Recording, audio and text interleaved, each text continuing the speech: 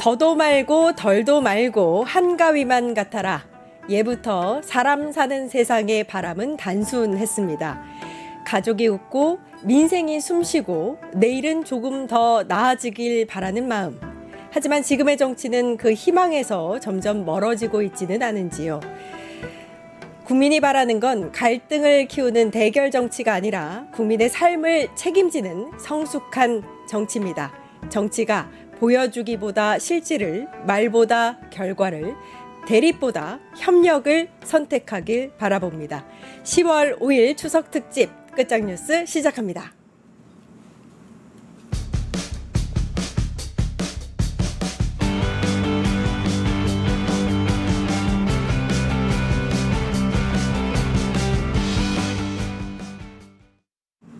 네, 오늘 끝장뉴스는 추석 특집으로 1시간 반 동안 진행합니다.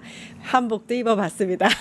반응을 좀 많이, 예, 반응 좋습니다. 댓글 반응, 와, 이뻐라. 더 예쁘시네. 감사합니다. 용기를 좀 내서, 혼자 한복을 입고 있어서. 감찰관님 나와 계십니다. 류혁의 내부보고서 류혁 감찰관님 안녕하세요. 네, 안녕하십니까. 네, 예, 안녕하십니까. 예, 추석입니다. 네, 추석입니다. 우리 감찰관님도 함께 한복을 입었으면. 저도 알려주셨으면 입고 갔을 텐데. 그러게요. 예, 예. 네. 있으세요 집에 한복이? 저도 빌려야 됩니다. 빌리셔야 되죠. 그러니까. 아주 옛날 게 있는데 몸이 좀 불어가지고 안 맞을 겁니다. 예. 자, 그래도 아무튼 오늘 시사적인 거 여러 가지 또 저희가 준비한 게 있어요. 네. 어제 밤에 이 소식을 듣고 정말 또 열받아서 예. 이진숙이 나왔습니다. 그냥 네. 예. 체포 상태였었는데 체포 적부심 관련해서 서울 남부지법이 그대로 인용을 했습니다. 네네. 결과를 예상하셨어요? 저는 예상을 조금 했습니다. 왜냐하면은 이 체포영장이라는 것은 구속영장이 청구되기 전까지는 체포 시한이 48시간밖에 안 되거든요. 그런데 체포 적부심을 청구를 하면 지난번에 윤석열 씨 때 공부를 많이 하셨겠지만 서류가 간 때로부터 다시 돌아올 때까지 시간은 체포 시간에서 제외됩니다. 그렇기 때문에 이진숙 전 위원장의 경우에는 50시간 만에 결정이 났고 그래가지고 석방이 됐는데 그냥 이진숙 위원장이 만약의 경우에 체포적부심을 신청하지 않았다면 2시간 전에 석방됐을 겁니다.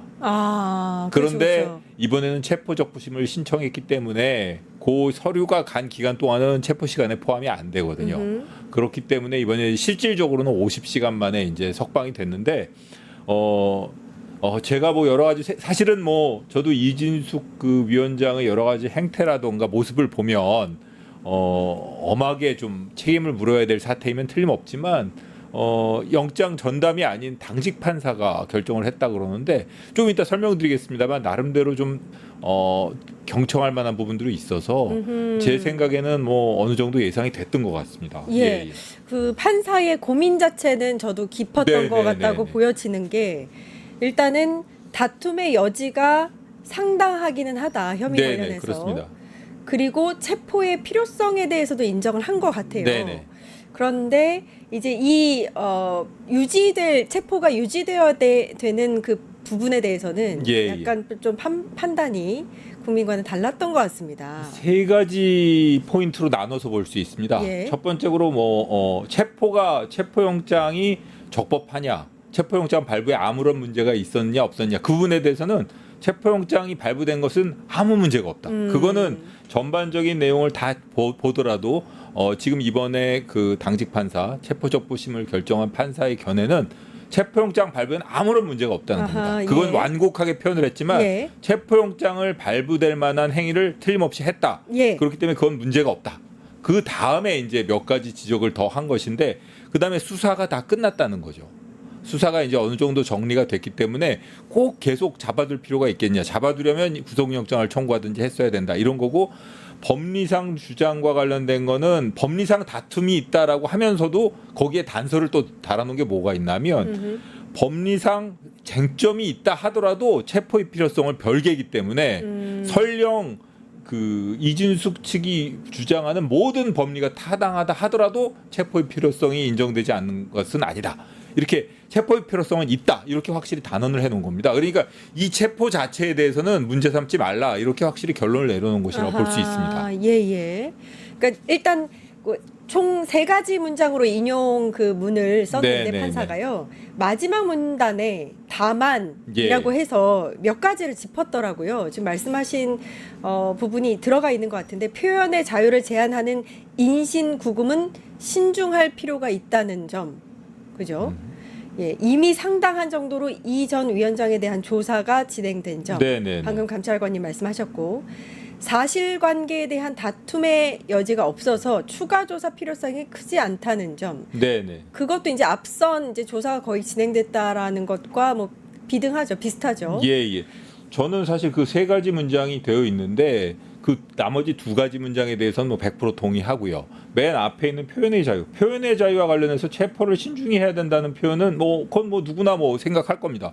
다만 그걸 체포 적부심을 인용하면서 그 문장에 집어넣는 것은 저라면 안 했을 것 같습니다. 아, 그래요? 그게 괜히 뭐 어떻게 보면은 이걸 체포를 왜 했느냐라는 뭐 이런 식의 오해를 불러일으킬 소지도 있고요. 예. 그거는 어떻게 보면은 그 체포영장이라는 거는 기본적으로 누구나 국민 모두에게 동일하게 수사기관의 그 정당한 출석 요구에 불응하는 경우에 발부한 체포영장이란 말이거든요. 예. 그런데 이거는 어떤 경우든 그 상대가 누구이든 간에 지난번에 윤석열 씨의 경우에도 3번 불출석하고 체포영장 발부받았지 않습니까? 그런 식으로 형식적인 요건만 고려하면 되는 것이지 이 수사기관에 그런 식으로 여러 가지 뭐 재량이라던가 여러 가지 고민거리를 던져주는 거는 적절치는 않습니다. 그렇기 때문에 이번에 사실 그 여러 문장으로 되어 있지만은 뭐 어떤 분들은 그런 뭐 표현의 자유와 관련해 갖고 체포영장 뭐 이런 얘기를 한 게 가장 뭐 가슴에 와닿는다고 말씀하시는 분도 있을지 모르겠지만 저는 체포영장은 형식적인 요건으로만 판단하는 것이기 때문에 그 2번째 이미 수사가 끝났으니까 풀어줘도 되지 않느냐. 뭐 그다음에 다른 뭐 지적한 부분, 이 부분에 대해서는 동의할 수 있지만 앞부분은 오히려 그냥 지나친 재량을 표현한 것이라서 저는 오히려 그 부분이 좀 마음에 걸렸습니다. 예. 근데 아까 이제 우리 감찰관님께서 말씀하신 게 체포의 적법성에 대해서는 확실하게 인정을 했다고 하잖아요. 그렇습니다. 그 부분도 3가지를 들었더라고요. 공직선거법 위반 공소시효가 다가오고 있어서 신속한 소환 조사가 필요했던 점. 이 전 위원장이 출석 요구에 응하지 않은 점. 출석 가능 일정을 적극적으로 밝히는 등 회신 노력이 부족했던 점. 그렇습니다. 예, 이 3가지가 적법했다. 예. 체포 영장을 청구하기에. 그렇죠? 다 맞는 얘기고요. 그 이준석 위원장 측에서는 이 사건의 경우에 뭐 공소시효가 10년이라고 주장을 하고 있다는데. 그것도 여쭤보고 싶었습니다. 공소시효가 10년이라고 주장하고 있는데 예를 들어서 수사기관에서 공소시효가 10년이라고 생각하고 6개월을 도과시키면 그때부터는 아마 이준석 위원장 측에서 공소시효 도과됐다고 주장하지 않겠습니까? 그러니까 제가 보기에는 그 말은 적절치 않고 10년의 경우에는 공무원이 직무상의 행위로 선거법을 위반한 경우가 10년이 되는데요. 이 경우는 본인이 어떻게 보면은 페이스북에다 글을 쓴 것이고 본인이 직무 정지가 되어 있을 때 유튜브에 출연한 것이거든요. 그렇기 때문에 그리고 또 그런 것이 선거법 위반이 아니라고 주장하면서 그게 또 한편으로는 직무상 행위로서 10년에 해당한다고 주장되는 것은 서로 의견이 견해가 모순되는 거죠. 아, 그렇군요. 그리고 또 하나는 그 불출석했다는 건 너무나 명백한 것이고 제가 아까 말씀드린 것처럼 체포영장이라는 건 형식적으로 그게 누구든 간에 죄를 졌다고 의심할 만한 상황에서 정당한 출석 요구에 불응한 경우에는 형식적으로 청구하고 발부받는 게 맞습니다. 수사기관 그리고 특히 경찰과 같은 그 1차적인 수사기관에서 그 복잡하게 여러 가지 재량이라던가 이런 거를 요건으로 부여해 가지고 지나치게 이 판단할 거를 많이 만들어 주는 건 적절치 않아요. 그렇기 때문에 그 2번째도 당연히 판사로서 할 말을 한 것이고 뭐 여러 가지 상황을 놓고 보면 그리고 또 본인들이 출석하려고 했다고 하지만 이게 그 출석하려고 하는 약속이라던가 이런 거는 서로 간에 확실하게 그 의견 전달이 돼가지고 양해가 이루어져야 되는데 경찰 측에서는 이게 도대체 신뢰할 만한 출석 의사 표시가 없었다는 거 아닙니까? 그런 점에 비춰보면 법원의 판단은 그 부분에 있어서는 적절해 보입니다. 예.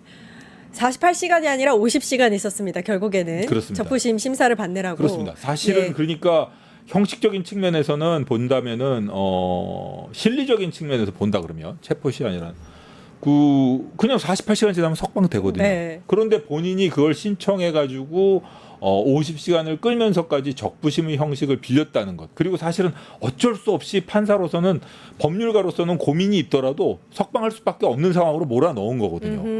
그런 걸 보면 이게 정치적으로 어떻게든 본인이 이렇게 메시지로 활용하려는 그런 계산도 있지 않았을까 예, 그런 생각을 해봅니다. 의도가 있었습니다. 예, 예. 영등포 경찰서 유치장을 나오면서 한 말도 화제가 됐는데 네. 경찰의 폭력적 행태를 접하니 일반 시민들은 어떨까라는 생각이 든다라고 얘기를 했습니다. 네, 네. 일반 시민이었다면 경찰 출석 요구에 6번이나 불응하진 않았겠죠. 그렇습니다. 일반 시민들의 경우에는 뭐 사실 뭐 특별하게 몸이 안 좋다던가 혹은 뭐 집안의 대소사를 앞두고 있다던가 혹은 아주 불가피한 경우가 아니면 불출석 사유서를 낸다는 것도 상상을 못 합니다. 예. 주로 이제 돈 있고 권력 있고 이런 사람들이 변호인을 선임해 가지고 자꾸 이렇게 시간을 질질 끌고 지난번에 그 통일교 사건 때도 보셨지 않습니까? 뭐 이렇게 수술을 한다고 입원을 한다던가 여러 가지 이유를 들어 가지고 이렇게 출석을 자기에게 유리한 시점으로 미루는데 이번에 이준숙 위원장의 경우에는 국회의 뭐 상황을 본인이 직접 청취할 필요가 있다는 이유로 불출석 사유서를 냈는데 그건 적절치 않은 이유로 보입니다. 그런 점에 비춰보면 그리고 또 그런 사유를 모두 다 배척하고 경찰에서도 영장을 신청했고 검사도 영장을 청구했고 법원이 발부했습니다. 예. 그런 상황에서 그런 주장을 계속 이어가는 것은 적절치 않아 보입니다. 그리고 일반 시민이었다면 네. 적부심이 인용되지도 않았을 것 같아요. 왜냐하면 아까 이제 50시간 있었다고 말씀을 드렸는데 네, 네. 체포 시한을 다 넘겼거든요. 체포 그렇습니다. 시간을 다 넘겼으니까 수사가 끝났죠. 네. 근데 이제 체포가 적법성은 있었다고는 하나 이게 적부심은 인용하는 좀 앞뒤가 안 맞는 판결을 내린 것 같아서 그런 것도 있습니다. 그러니까 이 일반 시민이라면 적부심 신청 자체를 안 했겠죠. 예. 신청할 엄두를 내지 못했을 겁니다. 그리고 일반 시민들이라면은 뭐 그렇게 불출석하지도 않았겠지만 이런 식으로 계속 본인이 그냥 최대한 수사에 협조해서 그냥 석방되는 쪽을 택했겠죠. 예, 그렇기 때문에 이렇게 뭐 정치적으로 이용하기 위해서 적부심 신청 그리고 그 이후의 모습 그다음에 처음에 사실 체포될 때도 보면 일부러 어떻게 보면 수갑을 풀어달라고 했을 수도 있을 것 같아요. 예. 경찰서에 도착하면서 내가 예. 그래도 전 방통위원장인데 규정은 그렇다 하더라도 여러분들이나 나나 어차피 이런 모습을 보이는 게 여러분들한테도 유리하지 않고 나도 뭐 그렇지 않겠냐라고 얘기했을 것 같은데 일부러라도 이렇게 들여 보이면서 본인이 무슨 퍼포먼스 하듯이 그런 모습을 보였단 말입니다. 예. 그런 걸 보면 이게 이 기회를 어떻게 보면은 본인이 최대한 정치적으로 활용하려고 애를 쓰고 있구나 이런 인상을 받았습니다. 예. 일부러라도 보이려고 했다라는 그런 것 말씀이 같습니다. 예. 공감이 됩니다.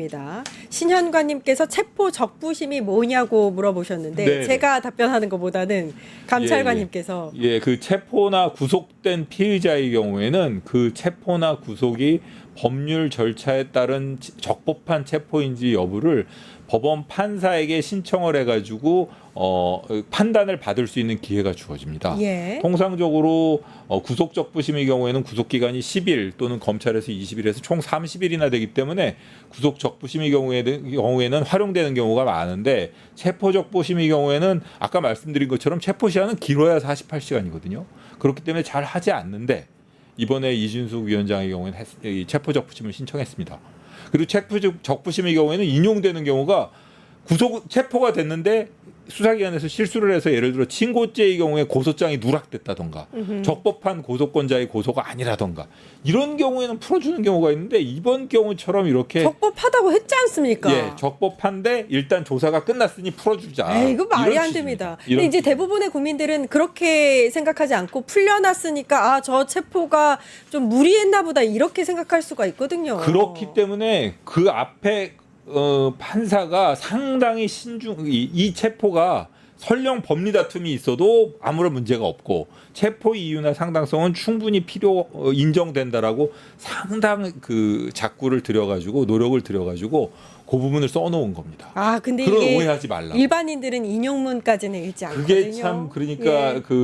이게 참 집행유예 판결 받고도 본인이 무죄라고 주장하는 사람도 있듯이 이게 참 빵에서 나왔으니까 무죄다. 예, 그렇게 주장하는 사람들도 있는데 이건 결코 그건 아닙니다. 그리고 예. 뭐 여쭤보시면 대답하려고 생각하고 있었는데 이 본인이 이 체포영장의 그 신청부터 시작해서 발부까지 관여한 경찰관, 검사, 판사를 전부 다 고소했다는 거 아닙니까? 아, 맞습니다. 예. 그러니까 마치 이제 본인을 체포해서는 안 되는 이 절차를 따랐다는 듯이 고소를 했는데 사실 제대로 따랐죠. 왜냐하면 경찰이 영장 신청을 했고, 검찰이 그 영장을 청구를 했고, 법원이 영장을 발부한 겁니다. 맞습니다. 절차를 제대로 따랐습니다. 그 부분에 대한 답도 체포적부심에서 그걸 인용하면서도 거기 넣어놓은 거라고 보시면 됩니다. 예, 적법했다. 예, 적법했다. 어떤 경우에도 적법했다. 설령 나중에 이준숙 위원장을 기소하지 않는 경우가 생기더라도 이 체포는 적법했다라고 쐐기를 박아놓은 겁니다.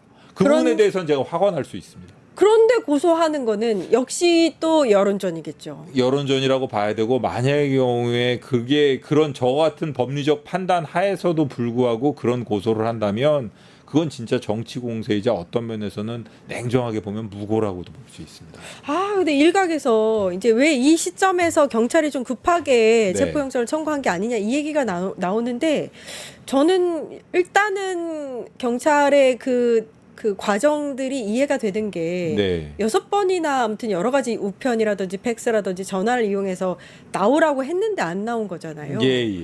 시기 면에서 좀 아쉬움이 있을지언정 영장 청구는 저는 제대로 했다고 생각하는데. 저도 똑같은 견해입니다. 사실은 그 경찰의 경우에는 여러 가지 뭐 정무적인 판단이라던가 이런 걸 하는 기관이 아니고요. 그냥 다 1차적인 수사기관으로서 모든 사람에게 동등하게 정당한 출석 요구에 불응하고 자꾸 안 나올 국리만 내세우는 경우에는 그냥 체포영장 하는 게 맞습니다. 그런 부분을 조금 어떻게 보면 정무적인 부분에서 판단을 한다던가 재량이라던가 여러 가지 좀 이 상황에서 어떻게 하는 것이 좋을지를 좀 더 그 다른 차원에서 판단을 하도록 만들어둔 기관이 사실은 검찰과 법원이죠. 근데 이번에는 검찰과 법원에서도 아무런 고민 없이 바로 발부를 했단 말입니다. 발부했습니다. 그런 만큼 이준숙 위원장이 출석 불응이 얼마나 좀 사법질서 저행이었는지에 대한 그 판단이 쉬웠다는 걸 알 수 있는 반증 아닌가 싶습니다. 영장 당직 판사가 김동현 부장판사였고요. 인용에 대해서는 약간 아쉬움이 남습니다. 이진숙의 혐의가 지금 공직선거법 위반, 국가공무원법 위반 이렇게 두 가지가 있습니다. 이게 유튜브나 SNS를 통해서 당시 이제 보궐선거 대선을 앞두고 있었는데 관련해서 이제 중립의 위반도 있었고. 선거법 위반도 있었다 이렇게 보고 있습니다. 향후에 이제 수사 과정이 어떻게 될지, 요 혐의가 어느 정도 형량을 받아낼 수 있을지, 경찰이 구속영장 청구까지 갈지 궁금한 게 여러 가지가 있거든요. 쉬운 거는 먼저 구속영장 청구 여부인데, 저도 이 나오기 전에 구속영장이 이런 사안으로 청구된 사례가 있는지를 봤는데 적극 개입하고 그 과정에서 금품을 수수하고 그런 경우에는 영장을 청구한 사례가 있었습니다. 하지만 이 사례의 경우에는 사실은 영장을 청구하더라도 발부될 가능성은 매우 높아 보이진 않고요. 그렇군요. 먼저 그렇게 말씀드리고, 경찰의 추가 조사는 일단 필요해 보입니다. 경찰에서 추가 조사를 3차 조사를 염두에 두고 있다라고 하던데, 추가 조사는 필요해 보이고, 나중에 아마 검찰에 송치가 되더라도, 혐의가 인정돼서 송치가 되더라도 검찰에서도 추가 조사를 해야 될 겁니다. 그리고 이 사건의 경우에는 그 공무원의 공직선거법상 선거 개입 행위, 이 그 규정이 아주 좀 복잡합니다. 이게 만만치 않습니다. 그렇군요. 그러니까 일반적인 그 공무원의 선거 중립 의무, 공무원이 정치적인 성향을 띠는 행위를 하면 전부 공직선거법 위반 아니야라고 쉽게 생각하실 수 있는데, 제가 설명드리긴 좀 아주 복잡한데요. 아주 이게 인정되는 경우가 아주 좁습니다. 그러니까 누구를 뽑아라, 1번 뽑아라, 이러지 않는 한 거의 그렇습니다. 그렇기 때문에 이 본인의 행위가 적절치 않다는 점에 대해서는 100번, 1000번 얘기해도 그건 당연한 얘기고요. 방통위원장, 방통위라는 건 상당히 중립적인 이미지가 중요하지 않겠습니까? 그럼요. 그런데도 불구하고 유튜브에 나가가지고 특정 유튜브에서 아주 정파적인 발언을 했다는 점에서 이거는 당연히 지탄을 받아야 될 행위고, 그거 말고도 페이스북에 글을 올린 것도 적절치 않아 보입니다. 이 공무원 여러 가지 공무원법 위반이라든가 이런 부분에 대해서는 좀 심도 있게 검토를 해가지고 수사기관에서 적당하게 적절하게 잘 결정을 해야 될 것 같습니다. 이런 자를 처벌하지 못하면 법이 왜 있겠느냐 얘기가 나올 수 있는데, 일단 민주당이 사법개혁을 언급하고 나왔거든요. 그러니까 뭐 사법이든 검찰이든 이미 자정 능력은 잃었다라고 국민들 많이 생각하십니다. 어떻게 보세요? 기본적으로 이번에 그 이준숙 위원장이 그 체포적분실에서 석방된 거는 그런 뭐 법리라던가 법원에서도 아마 신중하게 그리고 또 여러 가지 좀 심사숙고해가지고 그 석방하게 된 사유에 대해서 국민들이 그 공감을 얻으려고 노력한 부분은 제가 인정합니다. 하지만 그거보다는 오히려 뭐 저 같으면은 체포 시한이 거의 임박했기 때문에 더 이상 뭐 체포 필요성이 인정되지 않는다는 말도 보탰을 것 같은데 사실 제가 진짜 아주 진지하게 말씀드리자면 저도 이 견해에는 동의할 수 없지만 지금까지 이어져 왔던 조희대 대법원장의 행태, 지규현 판사의 행태 여러 가지 이 모습이 있지 않습니까? 영장 기각, 압수수색 영장 기각.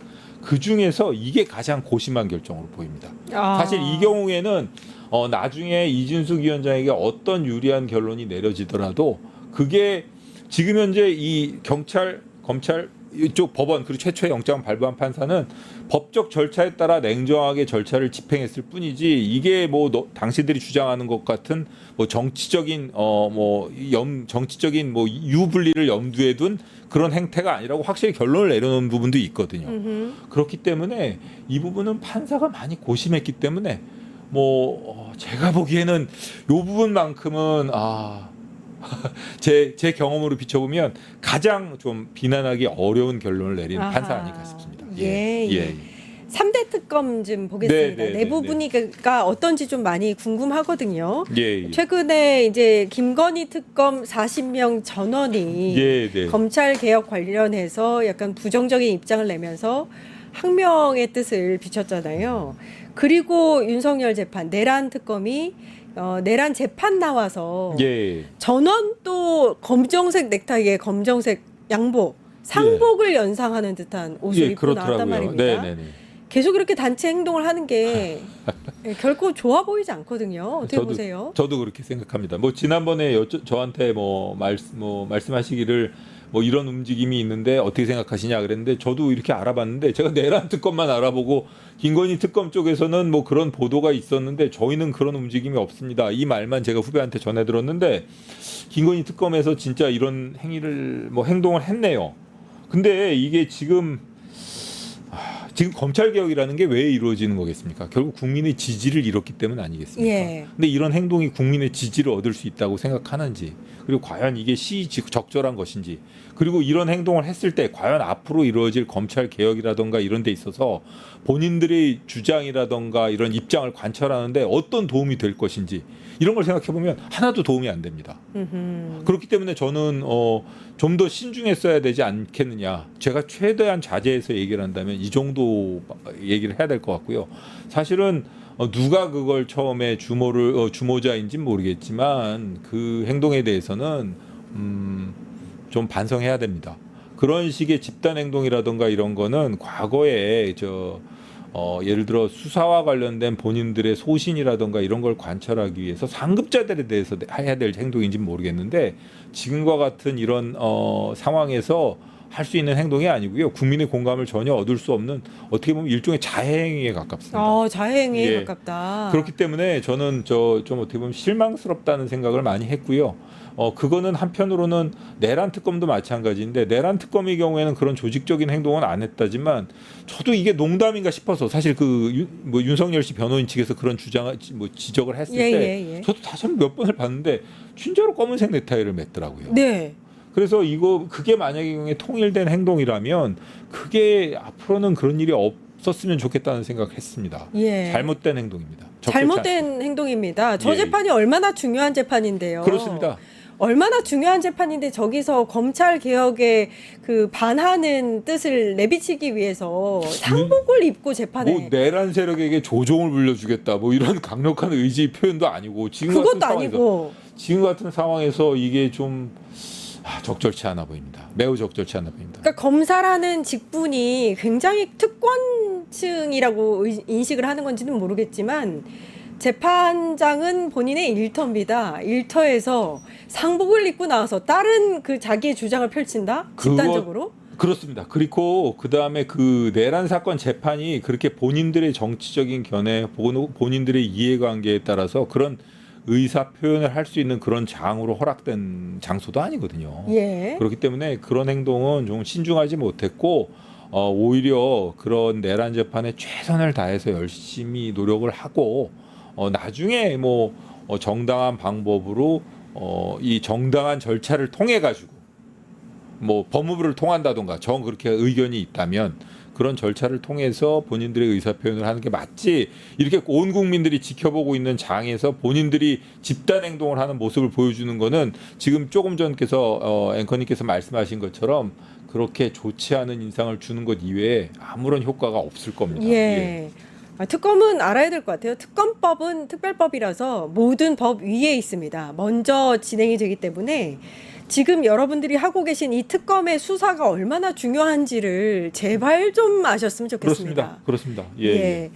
일단 최상병 특검 같은 경우에는 최근에 13명 추가 파견 요청을 했어요. 네.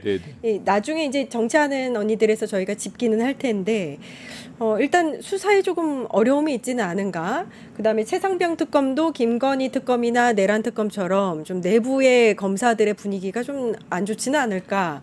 여러 가지 또 우려가 있거든요. 제가 한번 정확하게 한번 알아보고 예. 이 추석 명절 지나고 나가지고 예. 뭐 저는 알아보는 것도 알아보는 거겠지만 뭐 당연히 아는 후배들이 있을 텐데 후배들한테 지금 여러분들이 그럴 때가 아니라는 말을 좀 전달해주고 싶고요. 지금 그럴 수 있는 상황이 아닙니다. 설령 검찰청이 해체가 되더라도 그 일에는 최선을 다해야 됩니다.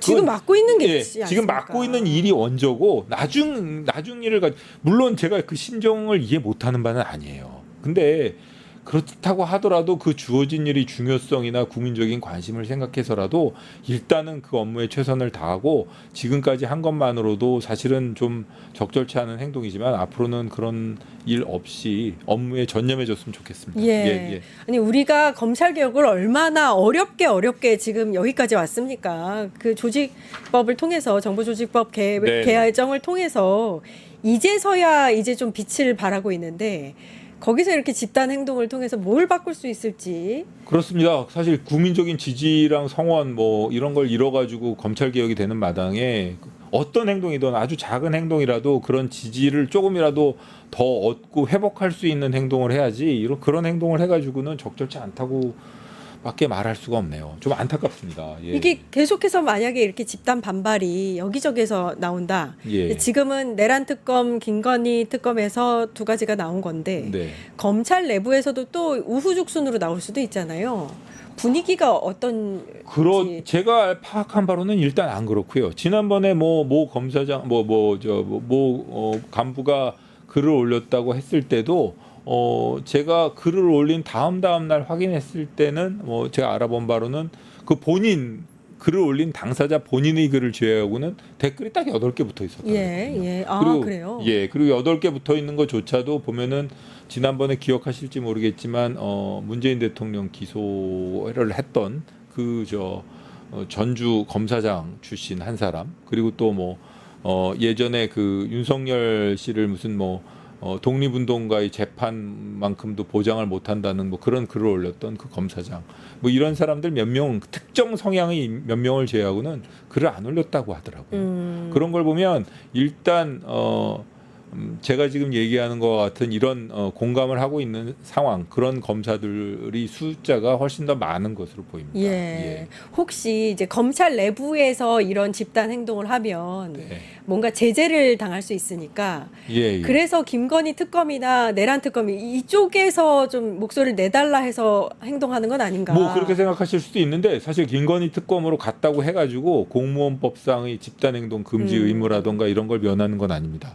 사실은 이번 특검도 그렇고 그 특검을 항의 방문했던 민주당 의원들도 보면 애써서 이걸 이제 좀 좋은 방향으로 해석하고 좀 다독이는 그런 모습을 보이고 있어서 전 다행스럽게 생각하고 있는데 만약의 경우에 이 범위를 넘어서서 추가로 계속 집단 행동을 한다면 그때는 주모자 몇 명이라도 비리로 원대복귀 시키고 문제를 삼는다던가 어쨌든 간에 좀 적절한 조치를 해야 될 것 같습니다. 각 특검이 이렇게 좀 내부 상황을 굉장히 세밀하게 살펴서요. 네. 수사에는 영향을 전혀 미치지 않을 수 있도록 네, 그렇습니다. 좀 한번 살펴봤으면 좋겠습니다. 류혁의 내부 보고서 류혁 전 감찰관님 고생해 주셨습니다. 감사합니다. 네, 예. 추석 명절 모두 다 행복하게 잘 보내시고요. 긴 연휴 건강하게 잘 즐기시기 바랍니다. 아, 예, 네. 너무 감사합니다. 네, 감사합니다. 예. 네, 네, 감사합니다. 이재명 대통령과 김혜경 여사의 추석 인사 영상 보고 와서 정치하는 언니들 곧바로 방송하겠습니다.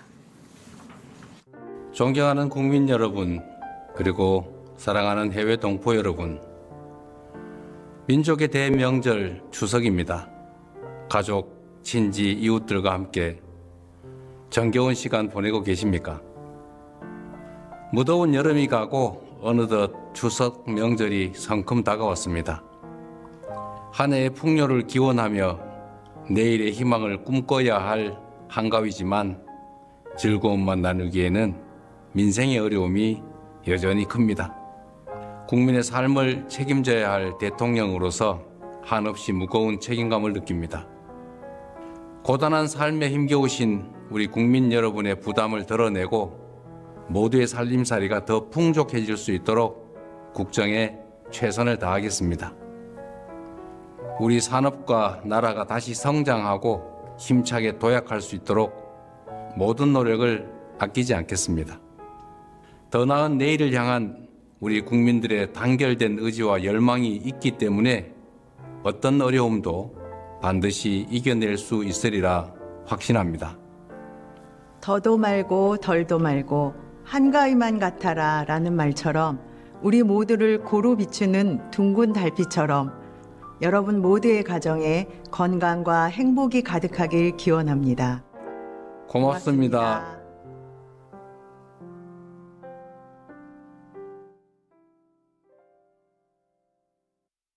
예, 오늘은 정치하는 언니들이 아니라 정치하는 아씨들입니다. 임세은 전 청와대 부대변인님, 정은혜 전 더불어민주당 의원님 나와 계십니다.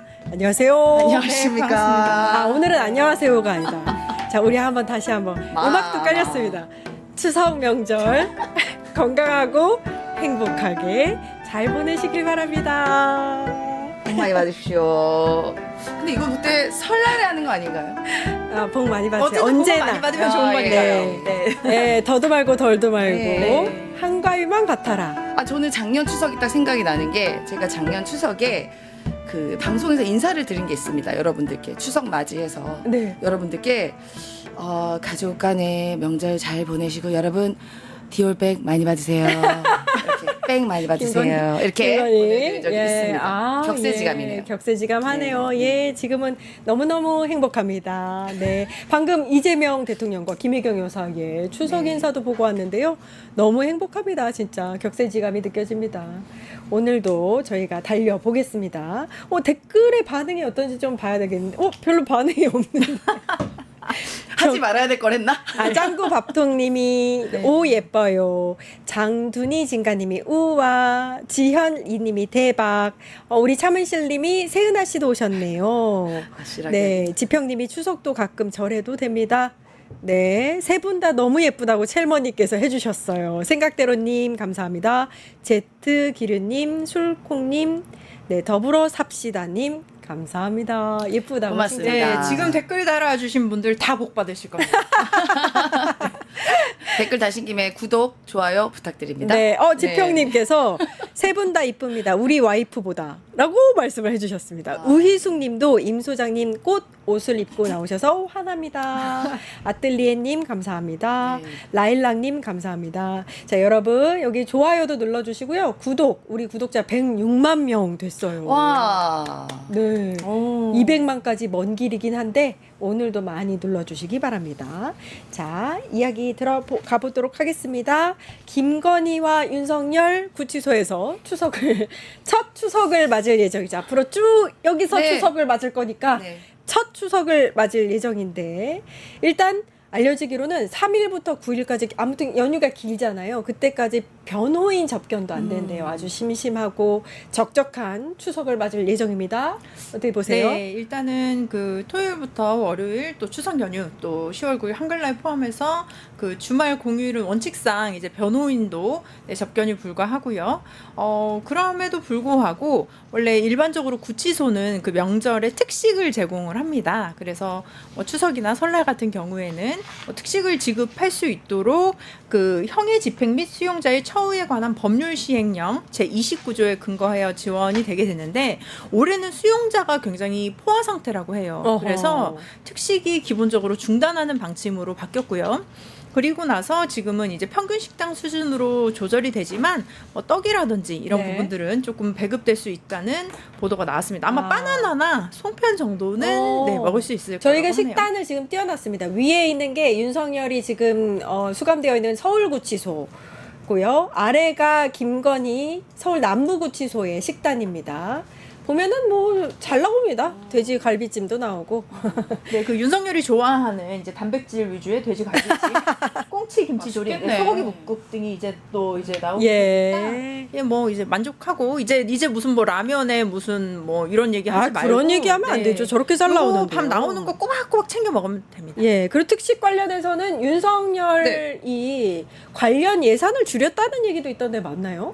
실제로 그런 얘기가 있는데 아직 근거는 정확하게 되진 않고 법무부는 그래서 확인된 내용으로는 법무부에서 설 추석 등 명절에 별도의 구치소 특식을 제공하지 않기로 했다라고 나와 있던 보도는 있습니다. 근데 공식적으로 그때 뭐 윤석열이 줄였다 뭐 이런 측은 없었지만 그냥 보도로 그렇게 나왔고 설명으로는 명절에 교정시설로 기부 물품이 많이 들어오고 별도 특식을 제공하면 과도하게 많은 양이 될 수 있다라는 이유로 뭐 일단 예산 부족의 이유로 뭐 이 구치소에 특식 제공하지 않았다라는 보도는 나와 있는데요. 뭐 아마도 보도가 나와 있는데 정부 측에서 따로 반박이 없었던 거 보면 윤석열 정부 측에서 사실상 예산 부족의 이유로 교정시설에 특식을 제공하지는 않았던 걸로 어느 정도 확인은 좀 되죠. 예. 자승자박입니다. 네, 자승자박이고 그리고 지금 말씀 들어보니까 뭐 떡도 들어오고 바나나도 들어오고 뭐 맛있는 거 많이 먹긴 하겠네요. 맞습니다. 예, 그렇죠? 예, 잘 먹고 있을 거라고 믿습니다. 김건희가요. 네. 어제 이제 지지자들을 향해서 옥중 편지를 보냈는데 우리 김건희의 목소리로 저희가 단독 최초로 네. 네, 이 옥중 편지를 들려드리도록 하겠습니다. 김건희 사진 한번 띄워주시죠. 네, 예, 사진 띄워주시면 자 이거 저희 단독입니다. 김건희의 목소리로 추석 인사. 네, 항상 응원해 주셔서 감사합니다. 여러분 편지와 응원이 아니었다면 이 긴 어두운 터널에서 버티지 못했을 거라 생각합니다. 추석 행복하게 잘 보내세요. 여러분들을 위해서 저도 늘 기도하겠습니다. 예. 라고 하셨네요.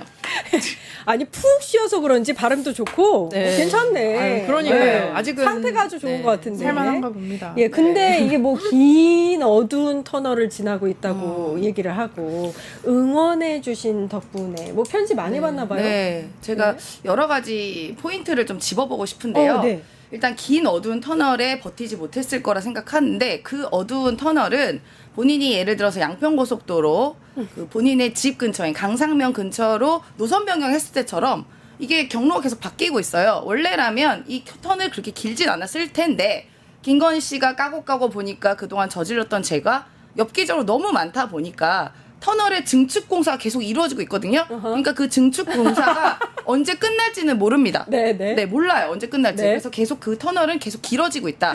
계속 연장 공사를 하고 있다라고 말씀을 드립니다.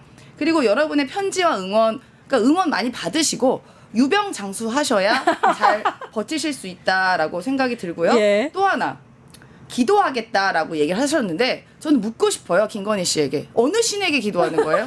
그러니까 종교를 모르잖아요. 아마테라스? 아니 구약을 읽으신다고 예. 하시니까 하나님께 기도하시는 건지 예. 아니면 또 이제 불교도 왕래가 있으시잖아요. 예. 부처님께 기도하시는 건지 아니면 통일교 한학자나 뭐 문성명에 기도하시는 건지 아니면 또 신천지도 있고요. 뭐 그의 기타 잡다한 신이 많지 않습니까? 김건희 씨가 모시는 신들이. 예. 그러니까 어떤 신인지 말씀을 해주셔야 우리가 뭐 기도도 신들이 분노해요. 예. 나한테만 기도한 게 아니었네라고 예. 하면 그거 안 들어주실 수가 있으니까 기도도 신을 잘 정해서 기도하시라라고 말씀드리고요. 또 하나 지금 추석이라고 김건희 씨가 이렇게 감사의 인사를 보냈는데 이분 범죄 혐의자잖아요. 그렇죠. 피의자잖아요. 예. 그러면은 예를 들어서 제가 예가 적절한지 모르겠습니다만 고유정 씨도 추석 메시지 내면 됩니다. 왜 이러면 예. 추석 인사하셔도 돼요. 예. 같이 감옥에 있는 분인데 왜 김건희 씨만 추석 인사를 내는지도 저는 의구심이 있는 거예요. 그러니까 아무것도 아닌 사람이 아무것도 아닌 말이야. 추석 인사를 내고. 본인 스스로가 아무것도 아닌 사람이 저같이 예. 아무것도 아닌 사람이라고 하면서 이런 문자를 냈고 굉장히 본인 나름대로는 그 감성적으로 그 터칭 하트라고 하는데 영어로 약간 사람의 마음을 터칭 이렇게 하려고 했던 것 같은데 굉장히 뭐 문학적인 비유도 없고 뭐 쓰려고 노력을 했는데 약간 좀 실력은 안 되는 것 같습니다. 그리고 가장 중요한 거 여기 왜 사과 내용이 전혀 안 들어있는지 그냥 원래는 뭐 개사과라도 올리던 사람이 이제는 저는 그래요. 약간 좀 멍청한 거 아닌가? 왜냐면 여기에 미안하다는 그 뉘앙스를 살짝만 잠깐 정말 소금 치듯이 살짝만 넣었으면 아마 재판부를 하든지 이렇게 검사들이 보고 그래도 조금 반성을 하고 있는 건가? 이러면서 형량이 나중에 좀 깎일 수도 있거든요. 예, 당연히 그럴 수 있죠. 근데 제가 봤을 때는 본인 스스로는 절대 잘못이 없다. 나는 죄 지은 거 없다. 이게 지금 확실한 것 같습니다. 그러면서 오히려 이거는 약간 공감 그리고 약간 피해자 코스프레를 하면서 지지층의 그 결집을 유도하는 건데 오히려 저는 국민의힘도 굉장히 부담스러울 것 같아요. 지금 뭐 윤어게인 세력, 뭐 구구 세력 이런 사람들은 이 편지를 보고 굉장히 감동을 할 거거든요. 그러면서 똘똘 뭉쳐서 자기 본인들끼리 막 SNS 올리고 막 카톡으로 퍼나르게 하고 이럴 수도 있거든요. 그렇다면 국민의힘에도 굉장히 부담이스러운 건데 사실은 이런 SNS를 통한 뭐 옥중 추석 인사인가요? 옥중 서신인가요? 뭐 이렇게 표현하기도 그렇지만 이런 건 안 하는 게 낫죠 지금. 예. 그러니까 일부 지지자들의 감정만 이제 터칭을 하는 거고 대부분의 국민들은 뭐야 할 것 같아요. 그러니까 멍청해서 다행이다라는 생각이 듭니다. 미안하다는 얘기 한 마디만 했어도 마음이 흔들렸을 것 같아요. 그렇죠. 그거 한 마디 하기가 그렇게 어려워서 긴 터널을 지나고 있다고. 아까 우리 임세훈 소장님께서 그 성대모사 해주신 거 반응이 장난 아닙니다. 아 그런가요? 진짜 김건희가 하는 줄 알았다. 눈 감고 들으면 AI도 속을 것 같다라고 그것 때문에 하면서. 구독 끊고 그러시면 안 됩니다, 여러분. 진짜 김건희는 아니었습니다. 예. 일단은 그 추석 인사를 메시지로 변호사를 통해서 보낸 거 그거 전해드렸고요. 그다음에 이제 김건희보다 구치소 몇 달 선배인가요? 몇 달 선배예요. 윤석열. 일단 설 때는 뭐 국민 생각도 많이 나고 여러분 살피지 못해서 안타깝다 이런 메시지를 냈는데 이번에는 아직까지는 안 냈어요. 낼까요? 안 낼 것 같습니다. 안 낼 것 같습니까? 네, 본인의 상사가 이미 메시지를 내셨기 때문에 본인이 더 이상 내는 게 의미가 없습니다. 네. 예를 들어 회장님이 메시지를 냈는데 부회장이 메시지를 내면 그게 뭐야? 뭐 항명인가? 이런 생각 들지 않겠습니까? 적절하다. 예. 안 낼 것 같다. 안 낼 것 같아요. 예. 그리고 지금 면회가 지금 안 되고 있기 때문에 낼 거였으면 사실 미리 냈어야죠.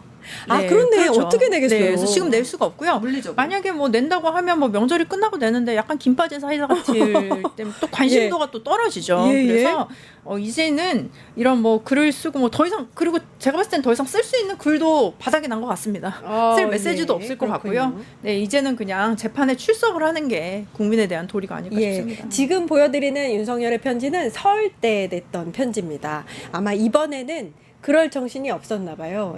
술도 안 마시고 뭐. 저 때랑 좀 우리가 비교를 하셔야 되는 게 저 때 윤석열의 편지 같은 경우는 저 당시엔 그래도 현직 신분으로는 대통령 신분이었어요. 파면 전이기 때문에. 그러면 맞네요. 이 메시지는 아마도 대통령실에 있는 메시지 담당이라던가 아무튼 좀 보좌해주는 분들이 작성했을 가능성이 크고요. 근데 지금 같은 경우는 파면된 내란숙의 피의자이기 때문에 더 이상 이렇게 뭐 물리적으로 도와줄 수 있는 형편도 아니고 실제적으로 도와준다 한들 지금 윤석열 내란숙의 피의자가 변호사비도 제대로 낼 수 없을 만큼 재산이 본인이 많지가 않습니다.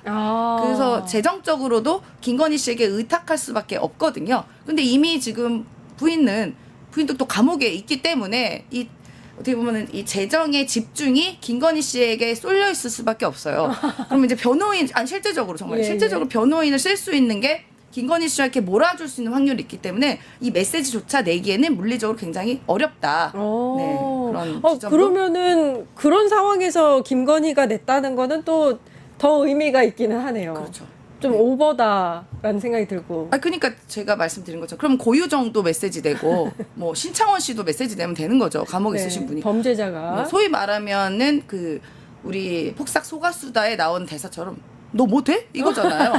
왜 범죄자가 메시지를 내냐. 그런데 본인은 여전히 지금 소위 말하면 윤어게인 세력들이 좀 이른바 폭동을 일으켜서 내가 이렇게 메시지를 내니까 응원해주고 계속 지지해서 폭동을 일으켜줘라. 뭔가 이렇게 분란을 일으켜줘라. 그래서 그런 것을 약간 이렇게 가이드를 주는 건 아닌가라는 또 생각도 듭니다. 그럴 있겠네. 방법밖에 없습니다. 그리고 지난 토요일에 그 태극기 집회가 있지 않았습니까? 예, 그래서 광화문 일대가 다 마비가 될 정도로 하루 종일 이제 태극기 집회가 있었는데 아마 거기에 대한 또 고마움의 표현이지 않을까 싶기도 합니다. 더 해라. 뭐 이런 메시지인 것도 같고요. 아직 불이 꺼지지 않았다라고 생각을 하는 것 같습니다. 그 꺼질 듯한 불씨를 계속해서 후 불면서 더 타오르게끔 만드는 그런 역할을 하는 것 같습니다. 근데 자, 우리 김건희 씨가 전 김건희 씨가 얘기하면 좀 죄송한데요. 시청자 여러분 제가 약간 발작 버튼이 약간 있습니다. 발작 뭔가요? 버튼이라면 웃긴 게 김건희 씨만 얘기하면 히스토리가 둘이 너무 많아가지고 할 얘기가 너무 많아요. 김건희 씨와 약 3년 넘는 시간에 우리 그 언니와의 저와의 모종의 언니와 저와의 김건희와의 그 수많은 그 히스토리들이 있어서 고생 많이 김건희 하셨어요. 씨만 이야기하면 이제 제가 네. 이제 할 말이 너무 많은데 아까 우리 정은혜 의원님이 그 불씨가 꺼지지 않았다고 이야기를 하셨는데 아주 맞는 말씀인데 이 불씨라는 게 굉장히 조심히 다뤄야 됩니다. 제가 또 캠핑을 자주 다녀요 아이들과. 불 잘못 붙였다가 내 머리가 타. 그것도 불도 조심히 불어야 된다. 김건희 라는 꼭 말씀을. 이 얘기를 들어야 됩니다. 듣고 불씨 싶네요. 다시 꺼져가는 불씨 다시 키우려다 내 머리가 탈 내 수도 머리가 있다. 탑니다. 명언입니다. 언니 조심하셔야 됩니다. 언니 조심하세요. 오늘은 3대 특검 정리하는 시간도 좀 가지려고 합니다. 추석 특집이니까 먼저 내란 특검 어떻게 가고 있는가? 이제 반환점을 돌아서 후반부로 가고 있다고 볼 수 있어요. 연말이면 거의 조사가 끝난다고 보면 되거든요. 내란 특검. 일단 제일 빨리 출범하고 제일 빨리 수사를 시작했던 특검이 내란 특검이었고 윤석열 재구속시켜버리고 이상민, 한덕수 기소하고 한 일이 굉장히 많습니다. 근데 다만 이제 구속시키고 나서 윤석열 대면 조사를 한 번도 못했어요. 요게 좀 아쉽습니다. 어떻게 나가고 있는지 정리를 좀 해주시죠. 네, 일단은 이제 6월 18일에 게시를 해서 이제 6명이 구속이 되고 7명이 기소가 된 지금 상황이고요. 그리고 유는 재구속이 됐습니다.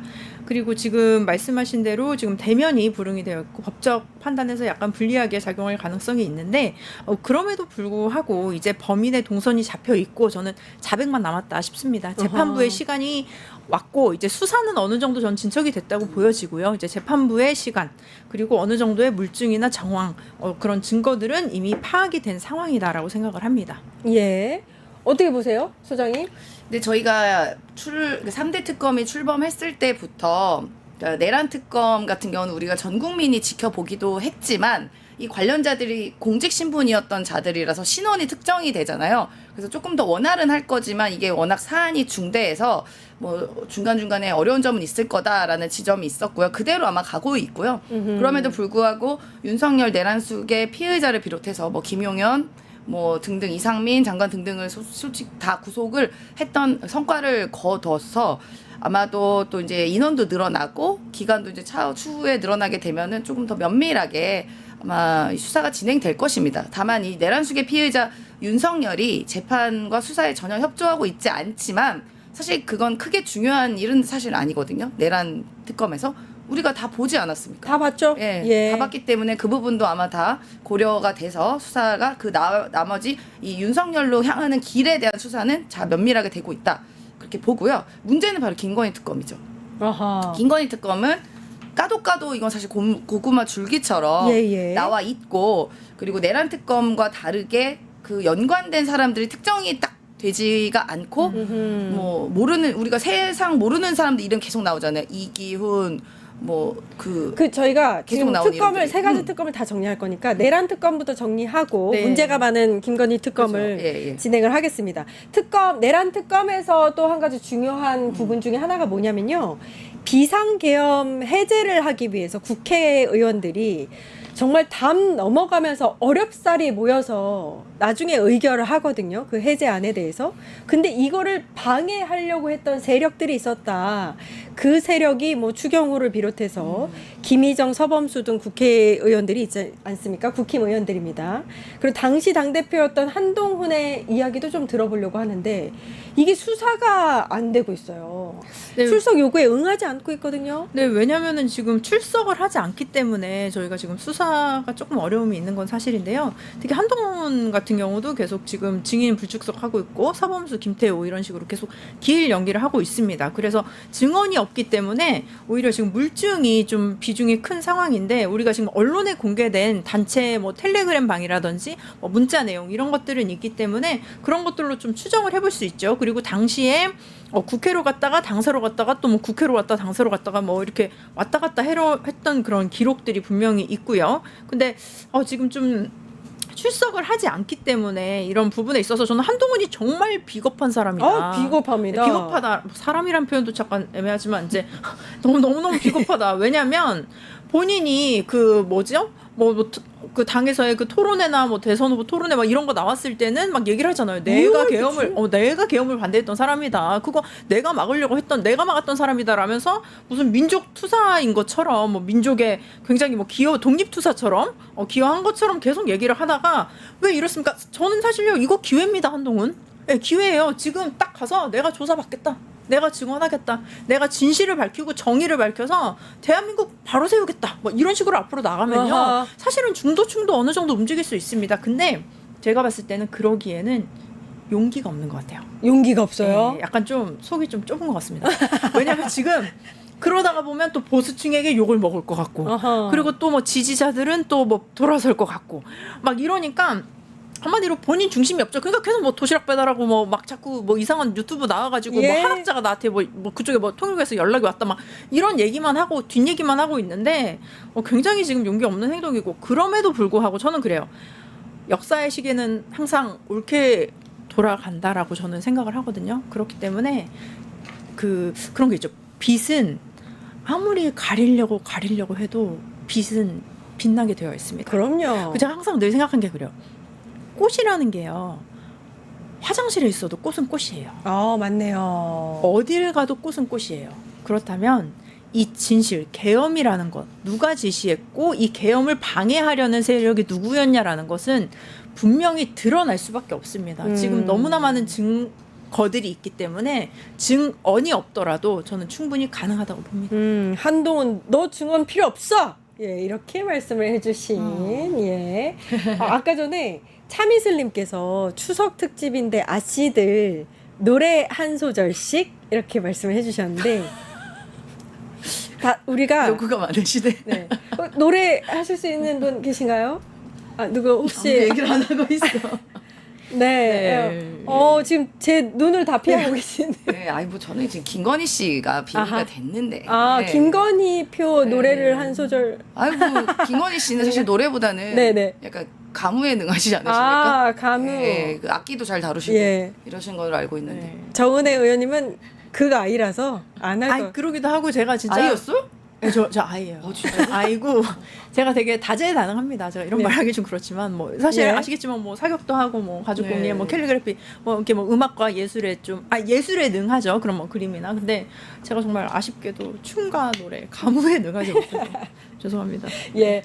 댓글에서 근데 굉장히 이 분위기가 뜨겁기 때문에 꼭 노래를 안 하셔도 되고 우리 마무리할 때 추석 인사 한번 네네, 예, 좋습니다. 부탁을 네. 드려야 될 것 같습니다. 네.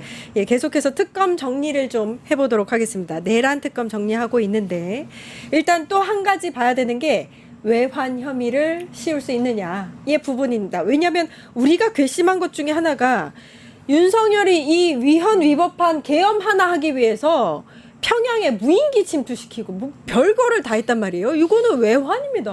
맞습니다. 근데 이게 실제적으로 법적으로는 외환죄 적용이 좀 어려울 수 있다라는 그쵸. 게 이제 중론이어서 외환죄까지는 모르겠지만 뭐 다른 혐의들을 충분히 적용할 수가 있고요. 근데 윤석열 내란 수계 피의자는 이미 내란 수계 피의자 신분으로도 뭐 사형 아니면 무기징역이 거의 확실시 되고 있기 때문에 굳이 이제 외환까지는 가도 되진 않는데 그래도 문제는 우리 국민께서 이 정도로 그러니까 외환이 뭡니까? 그냥 외환 유치하는 게 아니에요, 여러분. 달러 유치가 아니라 전쟁을 일으키려 했다는 아주 예. 무시무시한 일입니다. 무시무시합니다. 어떻게 보면 불법 비상계엄 사태보다 더 심각한 일을 만들 수도 있었고 우리가 그 국가와 정부의 존재 이유가 국민의 생명과 안전 재산을 보호하는 것이 목적인데 그걸 몽땅 부셔버리려고 본인들의 권리를 친위를 위해서 전쟁까지 일으키려 했던 무시무시한 행위입니다. 이 부분에 대한 조사는 전 분명히 이루어져야 될 것이고요. 윤석열을 차치하고 나서라도 이 행위에 적극적으로 가담했던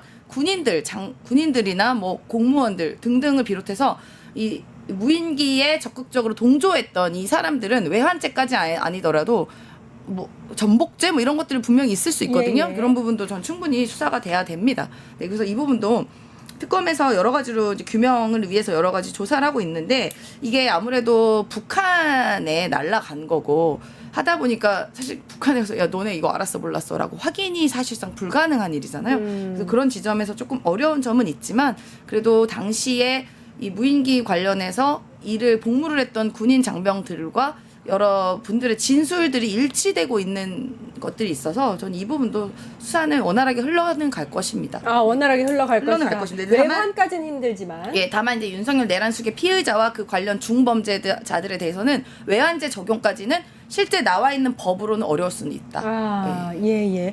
조금 전 이제 소장님 말씀하실 때 그 윤석열 정부 당시에 국군의 날에 그 행사의 모습을 보여드렸거든요. 저 손드는 모습, 저거 소름 끼치는 게요. 저 때 비가 추적추적 내렸던 때인데 저 때 무인기를 보여줬었어요.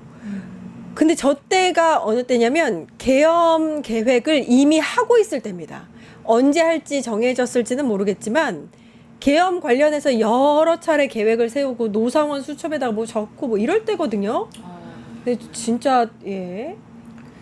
네, 지금 보면은 특히 약간 조금 어려운 점이 이제 군사작전의 특성상 어떻게 보면 기록이라든지 비화폰, 통신 내역 이런 것들이 이제 포렌식하는 데는 굉장히 좀 시간이 걸린다고 합니다. 그래서 그럼에도 불구하고 이게 뭐 문을 완전히 못 여는 건 아니기 때문에 우리가 문을 열고 있는 중이다. 뭐 이렇게 생각하시면 될 것 같고요. 그리고 또 임세현 소장님께서 말씀하신 것처럼 이게 지금 북한 관련 자료를 우리가 뭐 현실적으로 수집하는 것은 쉽지 않기 때문에 제약이 있음에도 불구하고 지금 보도된 바에 의하면은 군 지휘부 정도의 자료로도 증명 가능성을 검토할 수 있도록 지금 또 검토를 하고 있다는 의견도 있습니다. 그렇기 때문에 외환 유치죄처럼 이런 중한 범죄는 범죄의 준비 단계 그리고 미수 단계도 처벌이 될 수도 있기 때문에 이러한 것들을 증명하는 것만 좀 가능하다면 충분히 저는 가능할 수도 있지 않을까 싶습니다. 예. 이제 말씀하시는 사이에 황언구님께서 14만 9천 원 슈퍼챗을 와. 오, 감사합니다. 박수. 근데 뭐 149 네. 이게 뭐 의미가 있을까요? 아니요, 이거는 아이폰 쓰는 사람만 압니다. 왜요? 그래요? 일부 아이폰 기종은 이 슈퍼챗을 쏠 때 그 어느 금액까지밖에 못 쏘고 막 이렇게 안 넘어가는 경우가 이게 있어요. 최대치인가요? 아니면 혹시 100불 뭐 이렇게 되는 거예요? 아니요, 그건 아니에요. 아. 예, 그러니까 저도 어떨 때는 이게 뭐 8만 원 쏘고 싶은데 7만 9천 원밖에 안 되고, 하여튼 뭐 이런 지점이 약간 아이폰 그렇군요. 사용자는 그렇습니다. 아마 맞으실걸요, 황영군이 아이폰 쓰실 거예요. 이제 정말 고맙습니다. 사실은 제가 이거 방송하면서 가장 큰 금액이기 때문에 너무 절 한 감사합니다. 번을 네. 너무 네. 감사합니다. 우리 황원군이 어디 친인척은 아니시죠? 황씨인데. 진척 아닙니다. 네. 아닙니다. 예. 네. 감사합니다. 팬이십니다. 너무 감사합니다. 감사합니다. 예. 댓글도 많이 남겨주셨네요. 네, 네. 짝짝짝짝. 자, 그리고 한 가지 또 봐야 되는 게, 그 노상원 말입니다. 그 수첩까지 써가면서 엄청 적극적으로 본인의 의견 그대로 막 계엄이 진행이 됐었잖아요. 네. 이 노상원 비롯해서 여인형까지 플리바게닝을 제안했다고 알려져 있는데, 이게 제가 들은 지 꽤 됐거든요. 그 다음 얘기를 못 들었어요. 혹시 진행된 게 있나요? 그러니까 노상원이 이게 사실 우리나라에서는 사법 제도에서는 플리바겐이 사실상은 이렇게 그 불법까지는 아니지만 예. 이렇게 딱 이렇게 감면 제도로서 이렇게 뭔가 합법적으로 할 수 있는 거는 아니긴 합니다만 그래도 이게 어떠한 한 사람의 발언과 진술이 그 어떠한 범위 혐의의 입증에 있어서 굉장히 중요하다면 어느 정도 해볼 수는 있는 것이거든요. 그래서 사실상 범죄 사실을 관련해서 시인하고 그 범죄에 대해서 증언이나 제보를 하게 되면 형을 이렇게 줄여주거나 하는 제도인 건데요. 사실 이건 미국 같은 그런 제도에서는 흔한 일이지만 대한민국에서는 사실상 법적으로는 정해진 건 아닙니다. 그럼에도 불구하고 이 노상원 수첩 같은 경우는 사실상 굉장히 중요한 증거이잖아요. 그렇죠. 그리고 작성자가 노상원이고 예. 그리고 실제로 지금 이 노상원의 입을 통해서 뭐 외환이라던가 아니면 더 심각한 범죄 혐의들을 밝혀낼 수 있는 굉장히 중요한 키맨이에요. 키맨이다 보니까 만약에 노상원이 그 수첩에 대해서도 그거 내가 쓰긴 했지만 그냥 상상 속으로 쓴 거다라고 부인을 해버리게 되면 그 여러 가지 뭐 영현백에 담길 뭐 수거 대상 리스트라던가 이런 부분에 대해서 입증 자체가 조금 어려울 수 있는 그러한 지점이 약간 있을 수도 있습니다. 근데 저는 물론 지금 특검 측에서는 그런 부분도 철저하게 준비를 해서 혐의를 입증할 수 있는 것을 마련을 할 거라고 생각이 되지만 이 노상원이 민간인 신분이었잖아요. 게다가 그래서 개헌 관련 문건이나 배경 그다음에 과정 등의 그 민간인임에도 불구하고 핵심 사실을 알았다면 이게 실제적으로 이 계엄 시작에서 노상원과 윤석열이 공모해서 만들었을 가능성이 굉장히 크다라고 의심을 그럼요. 하는 것이거든요. 그래서 이러한 진술을 만약에 정말 솔직고 담백하게 혐의를 입증할 수 있을 만한 진술을 하게 된다면 형 감면도 약간은 고려해볼 수 있다. 왜냐하면 이게 워낙 중요한 문제잖아요. 예. 이 내란이라는 것은 국가의 기강을 흔든 헌정을 흔든 중요한 행위이기 때문에 부인만 한다고 해결되는 것이 아니라 실제적으로 도움이 되게 증언을 해준다면 어느 정도 형 감명 정도는 좀 고려할 수 있다 정도이지 이거를 막 약속했다는 아닌 것 같습니다. 아니 국회 봉쇄 얘기도 있었고 네. NLL 인근 북한 공격 유도도 있었고 네, 사살 맞습니다. 정치인 사살 네, 얘기도 네. 있고요. 지금 저희 수첩 내용이 나가고 무섭죠. 있는데 저 수첩을 바라보면요. 직접 막 생각나는 대로 쓴 필체가 아니고 누군가 이제 얘기하는 거를 굉장히 급하게 받아 적은 듯한 모습이다라는 얘기가 많았단 말이에요. 그럼 그게 누구냐? 네, 요거 맞습니다. 밝혀내야 됩니다. 네, 누군가도 그렇죠. 자기가 머릿속으로 막 저런 생각을 해서 이게 무슨 거의 뭐 정신적으로 이렇게 뭐 갑자기 뭐 어디서 무슨 소리가 들리거나 환청이 들리지 않는 이상은 전 저렇게 쓸 수는 없다고 예. 보거든요. 여기도 약간 좀 그 신받긴 했죠. 아. 애기 동자. 그죠. 노상원이 예, 있어요. 아, 네, 맞네요. 또. 예. 약간 무당 그게 있죠. 그럴 수 있는데 지금 어쨌든 약간 플리바게닝 같은 게 우리나라에는 좀 익숙한 제도는 아니지만 그럼에도 불구하고 이번에 특검법 개정안이 통과되면서 어떻게 보면 그 특검 수사 대상자가 자수나 뭐 고발, 증언 이게 협조했을 때는 뭐 감경하거나 면제할 수 있는 조항이 새로 생기게 됐고요. 그리고 특히 노사령관이 이제 수첩이나 경위 작성 그 시점 뭐 이 부분에 대해서 어느 정도의 또 증거가 확보가 되고 협조가 된다고 한다면 저는 충분히 이런 부분들도 좀 가능하지 않을까. 근데 굉장히 좀 이거는 고도의 그런 수사 기법이 아닐까 싶습니다. 협상도 해야 하는 거니까요. 그럼요. 네. 주요한 증언들을 다 뽑아내고 뭐 이래야 되니까요. 그렇죠. 네. 그러니까 아직 예. 그러니까 지금 노상원 같은 경우에도 그 수첩의 내용이 사실이고 그리고 이제 내란숙의 피해자 윤석열과 공모하게 된 게 되면 이 사람도 사실상 그 벌이 뭐 무기징역 뭐 미만으로 나오기가 어려워요. 사실상 민간인이 비아폰 쓰고 그 군인들을 지시하는 것만으로도 사실 그게 범죄 혐의가 아주 막중한 건데 예. 그런데 이분이 이 수첩이 내가 갑자기 신내림을 확 받아가지고 쓴 거예요라고 해버리면 증거 효력이 없잖아요. 예. 그렇게 되면은 이 수사의 진척에 어려움이 있을 수 있으니까 어느 정도 우리가 뭐 이렇게 말하면 좀 오해지만요. 얘기하면 좀 잘 해봐줄게라고 예. 할 수 있는 여지는 있다. 아하. 네, 그걸 노력하고 있는 것 같습니다. 아직까지 부인하고 있는 걸로 알고 있는데 중요한 증언들이 나왔으면 하는 그런 바람입니다. 김건희 특검으로 넘어가 보도록 하겠습니다. 제일 중요한 게 김건희 특검에서 핵심 인물 중에 하나가 구속된 한학자 통일교 총재거든요.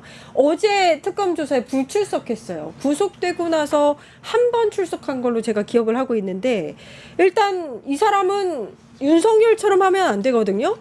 열심히 조사받고 열심히 재판 나와서 그 협조를 해야 형량을 좀 줄일 수 있을 텐데 계산을 잘못하고 있는 게 아닌가 싶은데 어떻게 보고 계세요? 그러니까 지금 계속 이 한학자 씨가 요구하는 것은 불구속 재판을 받겠다거든요. 그래서 계속 불구속을 위해서 그 전관 비싼 변호사들 쓰고 했던 것인데 지금 계속 건강상의 이유, 노령의 이유로 불구속에 대한 주장을 하고 있습니다. 그래서 이 재판에 대한 것도 내가 건강이 너무 안 좋기 때문에 나갈 수도 없다라는 일관성을 유지하기 위해서 불구속을 피하기 위해서 이 재판까지 안 나가는 그러한 모험을 한 거다 그렇게 보고 있습니다. 예. 아직 기소하지는 않았거든요. 그렇죠. 구속된 상태고 조사가 어느 정도 이루어져야 기소를 하는데 안 나가고 있으니 답답할 노릇입니다. 네, 일단은 계속 건강이 좋지 않다는 이유를 대고 있고 저는 깜짝 놀랐습니다. 진짜 이런 말을 했나 싶었는데 내가 평생 평화를 위해 헌신해온 사람인데 음흠. 대한민국이 나를 이런 식으로 대우해도 되는가?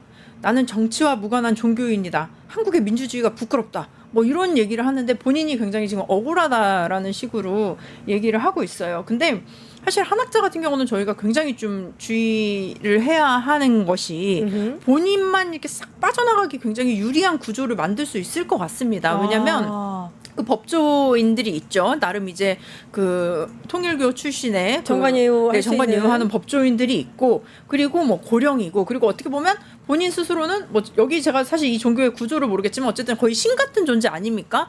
그렇다면 이 홀리마더한 참 어머니. 네, 참 어머니. 네. 네, 이 사람을 보호하기 위해서 굉장히 많은 그 인력들이 투입이 될 거예요. 그렇다면 결국에는 나는 몰랐고 밑에 사람들이 한 거다라는 식으로 정말 꼬리 자르기를 할 수 있기 때문에 사실 저는 그렇기 때문에 구속을 해야 된다. 구속 수사를 해야 된다라는 입장입니다. 예. 또 핵심 인물이 권성동이잖아요. 권성동을 일단 특검 역사상 최초로 이번 이제 김건희 특검 역사상 최초로 구속된 국회의원이 돼버렸는데 반성도 없고 옥중 메시지만 내고 있습니다. 강릉 시민들에게 이재명 정권 나 못 무너뜨린다. 곧 돌아올 것이다. 와, 진짜 어떻게 이렇게 됩니까? 아니 착각하고 있는 게 지금 이재명 정부 때문에 본인이 감옥에 간 게 아니에요. 본인이 그동안 절해가지고 1억씩 세뱃돈 턱턱 받고 강릉 시민들 이야기하는데 강릉 시민들 팔아서 본인 정치적 야욕, 사적인 야욕 채우고 그 종교 일부 정교라고 하죠. 정치와 그 네. 종교 같이 합된 그 사람들에게 뭐 여러 가지 이합집산했던 이런 여러 가지 본인의 그 부정의 혐의 때문에 감옥에 간 거지 이재명 정권이 무슨 뭘 했습니까? 착각하지 마시고요. 곧 돌아온다고 하는데 돌아오시는 건 상관없는데 정치적 생명은 이제 끝났다고 저는 볼 예. 수밖에 없고 강릉 시민을 그렇게 생각하셨던 분이 당시에 강릉에서 그렇게 가뭄이 나고 강릉 시민들이 물 한 모금 못 드시고 그리고 물이 없어서 장사를 접었던 그 시기에 본인은 마스크 쓰고 골프 쳤던 그 사건만 기억하시고 네. 강릉 시민들이 이 말에 대한 진심을 과연 어떻게 생각하실지 모르겠습니다. 네, 강릉 시민들이 아마 창피하게 생각하고 있을 겁니다. 무슨 진실을 밝히고 무죄를 받아낼 것. 아이고, 이제 반성 좀 했으면 좋겠습니다. 네, 그리고 지금 보면은 본인이 그 금전을 받았다는 게 엉터리 소설이다. 뭐 이런 얘기를 하고 있는데요. 사실은 뭐 그 얘기 자체로도 이제 무슨 거래의 맥락, 의도, 증빙 이런 것들이 굉장히 지금 증거들이 많이 나오고 있지 않습니까? 예. 근데 엉터리 소설이다라고 아예 그냥 이렇게 하고 전 좀 이해가 안 되는 게 내가 20년 검사를 20년 하고 정치를 16년 하면서 강릉 사람의 자존심을 지켜왔다. 저는 이게 보시는 강릉 주민분들이 더 부끄러울 것 같아요. 그리고 중요한 거는 이러한 경력을 나열한다는 게 굉장히 전 잘못됐다고 보는 게 이런 경력과 도덕성은 어떻게 보면 별개입니다. 경력이 면제를 해주는 건 아니에요. 죄를 면제해 주는 건 아니에요. 본인이 아무리 그렇게 경력이 좋고 경력이 무게가 있었다고 한다면 그만큼 책임감이 있었어야죠. 와. 책임감이라고는 1도 없는 사람이 내가 이런 사람인데 내가 이런 일을 했는데 이렇게 얘기를 하는 건 굉장히 권위주의적인 생각이고 아직도 그 상황을 정확하게 보고 있지 못하다. 그리고 문재인 정권도 저를 꺾지 못했듯 이재명 정권도 저를 무너뜨릴 수 없다. 약간 이게 약간 본인이 약간 문재인 또 이재명 대통령 이러면서 약시를 약간 대선 후보급으로 생각하는 거 아닌가 싶습니다. 정말요? 내가 이들에게 핍박을 받고 있으니 약간 우리가 그런 거 있어요. 사실은 내가 체급이 커지고 싶으면은 좀 나보다 체급이 큰 사람을 공격하는 게 약간 정치에서도 좀 룰이거든요. 근데 보면 잠깐 이재명 대통령을 계속 공격을 하면서 본인이 약간 그런 급인 것처럼 하는데 사실 이거 정말 세 발의 피도 안 되는 사람이죠. 근데 이게 지금 정말 좀 착각 속에 살고 있는 것이 아닌가라는 생각이 들고 특히 권성동 건과 관련해서는 저는 굉장히 좀 명확하게 이런 사실들이 드러날 거라고 보여집니다. 저는 그때 무슨 말을 할지 정말 궁금하네요. 아, 궁금합니다. 예. 딱 형량 딱 집행이 되는 순간 무슨 말을 할지 굉장히 궁금합니다. 김건희 특검이 지금 16개 혐의를 수사하고 있어요. 사실은 실질적으로는 16개 플러스 알파 정도 되는 것 같은데 너무 많단 말이에요. 이렇게 많으면 수사에 방해가 될 수도 있을 것 같고, 게다가 김건희 특검 얼마 전에 40명 검사 전원이 이제 집단 항명하는 검찰 개혁에 대해서 이런 뜻도 내비쳤기 때문에 잘 진행이 될까 얼마 남지 않았는데 이런 생각이 듭니다. 어떻게 보고 계세요? 그러니까 애초에 김건희 특검이 출범할 때부터 이런 우려는 있었습니다. 그러니까 김건희 씨가 뭐 사실 소위 말하면 안 찔러놓은 데가 없어요. 여기저기 다 쑤셔놨던 것은 우리가 3년 동안 직간접적으로 봤었기 때문에 아마도 김건희 씨는 나와 있는 16개 이상 플러스 알파로 더 나올 것이다. 그리고 어떻게 보면은 이번에 출발한 특검 3개, 내란 특검, 김건희 특검, 최혜병 특검 이 3가지의 한 고리의 축은 결국 종점은 김건희일 수도 있다라는 얘기까지 나왔습니다. 결국은 이 핵심은 이제 김건희인데, 김건희가 너무너무 저질러온 일이 많고 특정되지 않은 인물들이 우후죽순 막 나오고 뭐 무슨 어디 도망가고 미랑 가고 숨어있고 베트남 갔다 오고 뭐 수도 없잖아 지금 사람들이 연결관계가. 그렇기 때문에 지금 이게 과연 어떻게 잘 흘러갈 것인가라는 우려는 있습니다. 그러면 현실적으로 대응은 이미 나와 있는 핵심 사건들, 증거와 증언, 증인이 명확한 것들 중심으로 먼저 수사가 진행이 돼야 될 것입니다. 그래서 빠르게 기소하고 실질적인 물증과 증인을 확보한 다음에 그분부터 빠르게 쳐버리는 거죠. 나와 있는 거. 제일 쉬운 건 도이치모터스죠. 네, 그 부분은 이미 수사를 오랫동안 했기 때문에 뭐 이거는 계좌도 나와 있죠. 계좌 관리인도 있죠. 그다음에 나와 있는 뭐 금액도 있고 엑셀 파일이고 이 부분은 너무 명확하게 나와 있어요. 예. 도이치모터스까지 빨리 풀고 뭐 양평고속도로 같은 경우에도 실제적으로 김건희 씨가 직접 개입을 안 했다 하더라도 원희룡 장관을 통해서 실제적으로 인수위 시절에 이 양평고속도로를 강상면 김건희 씨 본적으로 틀었던 행위들이 여러 문서 증인으로 나오고 있습니다. 그리고 얼마 전 국토부 서기관도 구속이 됐고요. 그렇죠. 그리고 원희룡도 이제 곧 소환을 하면 누가 지시해서 이걸 옮겼냐라는 건 드러나게 될 수밖에 없습니다. 이거는 불법적으로 옮겼다는 게 그 당시에 있는 국토부 직원과 그다음에 용역 업체들에서 다 나오고 있는 얘기예요. 그래서 쉬운 거부터 탁탁탁 나와 있는 거. 우리 블락을 딱 치고. 임세훈 소장이 일머리가 있으신 것 같아요. 아니 제가 김건희 씨에 대해서는 또 김건희 관련해서는 특화돼서 네, 일머리가 김건희 씨만 얘기하면 이게 눈이 약간 반짝반짝 하시면서 네. 그래서 그런 식으로 해서 쉽게 치고 뭐 예를 들어서 반클리프 아펠이라던가 그다음에 나토 7종 세트 이런 건 굉장히 쉬운 문제잖아요. 그냥 그냥 이걸 뭐 뇌물로 받았는지 아니면 알선 수재인지 이런 부분은 이제 법리적 판단이 필요한 부분이니까 먼저 빠르게 치고 나가는 것부터 하고 사람 중심으로 가다 보면은 뭔가 물줄기가 타고 나올 것 같습니다. 네, 근데 이 반클리프 아펠이나 이런 목걸이 받은 거 있지 않습니까? 그게 이제 윤석열한테 어떻게 흘러 들어가서 윤석열에게 이제 결국에는 윤석열이 그 직을 주고 뭐 이런 행위를 해야 되는 거잖아요. 네, 연결고리가 좀 중요할 것 같은데. 네, 사실 그 부분이 중요한데요. 그 임세훈 소장님께서 말씀하신 대로 이게 선택과 집중을 하면 좀 좋을 것 같습니다. 그죠? 이제 수사를 할 때 해서 먼저 해결할 수 있는 부분들, 증거가 있는 거 확실한 것들은 먼저 해결을 하고, 그리고 나서 이제 나아가면 될 것 같은데, 제가 항상 얘기를 하지만 김건희가 나쁜 일을 너무 부지런하게 하고 있다. 나쁜 일을 너무 부지런하게 했다. 이게 약간 좀 어려운데요. 제가 우리 아이한테 항상 그러거든요. 초등학교 1학년인데 어떻게 이렇게 방을 열심히 어지르냐. 너무 열심히 방을 어지르더라고요. 그래서 근데 이게 나쁜 일을 너무나 열심히 부지런하게 했던 것들이 있는데 그럼에도 불구하고 지금 보면 이제 윤석열과는 조금 다르게 윤석열은 조금 그래도 공직자라든지 오피셜한 직위에 있던 사람들과의 관련성이 있지만 김건희는 정말 비선실세 그리고 민간인들 그리고 알지 못하는 사람들이 많기 때문에 사실 어디까지 범위를 넓혀야 할지가 굉장히 좀 모호한 상황이긴 합니다. 일부 나와 있긴 하지만요. 예. 그럼에도 불구하고 말씀하신 대로 김건희가 일단 저는 크로스체크하면 분명히 나올 거라고 봐요. 김건희가 어떤 뇌물을 받았고 어떤 걸 받았고 일단은 김건희의 죄를 위주로 좀 정리를 해야 할 것 같고요. 그리고 여기에서 연결이 되어서 여기서 또 취업 청탁이 있었는지 어떤 특혜가 있었는지 이런 부분들을 발견하는 것도 저는 오히려 이거 자체는 또 다른 특검으로 나아가야 하는 것이 아닌가. 복잡하다. 네, 맞습니다. 이게 예. 왜냐면 김건희의 개인의 그런 비리가 있는 것이고요. 김건희의 비리 자체가 정권과 결탁이 되어서 어떠한 그 행정부에 영향을 미쳤던 것이 있기 때문에 이 부분은 사실 또 저는 또 별개로 봐야 될 거라고 생각해요. 더 어허. 가중이 되는 범죄인 거죠. 예. 그 범죄는 또 따로 봐야 하기 때문에 그런 것들도 조금 더 봐야 하는데 사실 시간이 좀 많이 좀 부족한 것 같긴 합니다. 추가로 할 수도 네. 있다는 말씀이시군요. 김건희가 일단 들어가기 전에 가장 어필했던 것도 본인이 아무것도 아닌 사람이라고 했던 것도 나는 공무원이 아니니까 이 뇌물죄 적용은 안 돼. 요거 하려고 했던 것 같아요. 네. 나머지에 대해서는 좀 포기했는지. 네.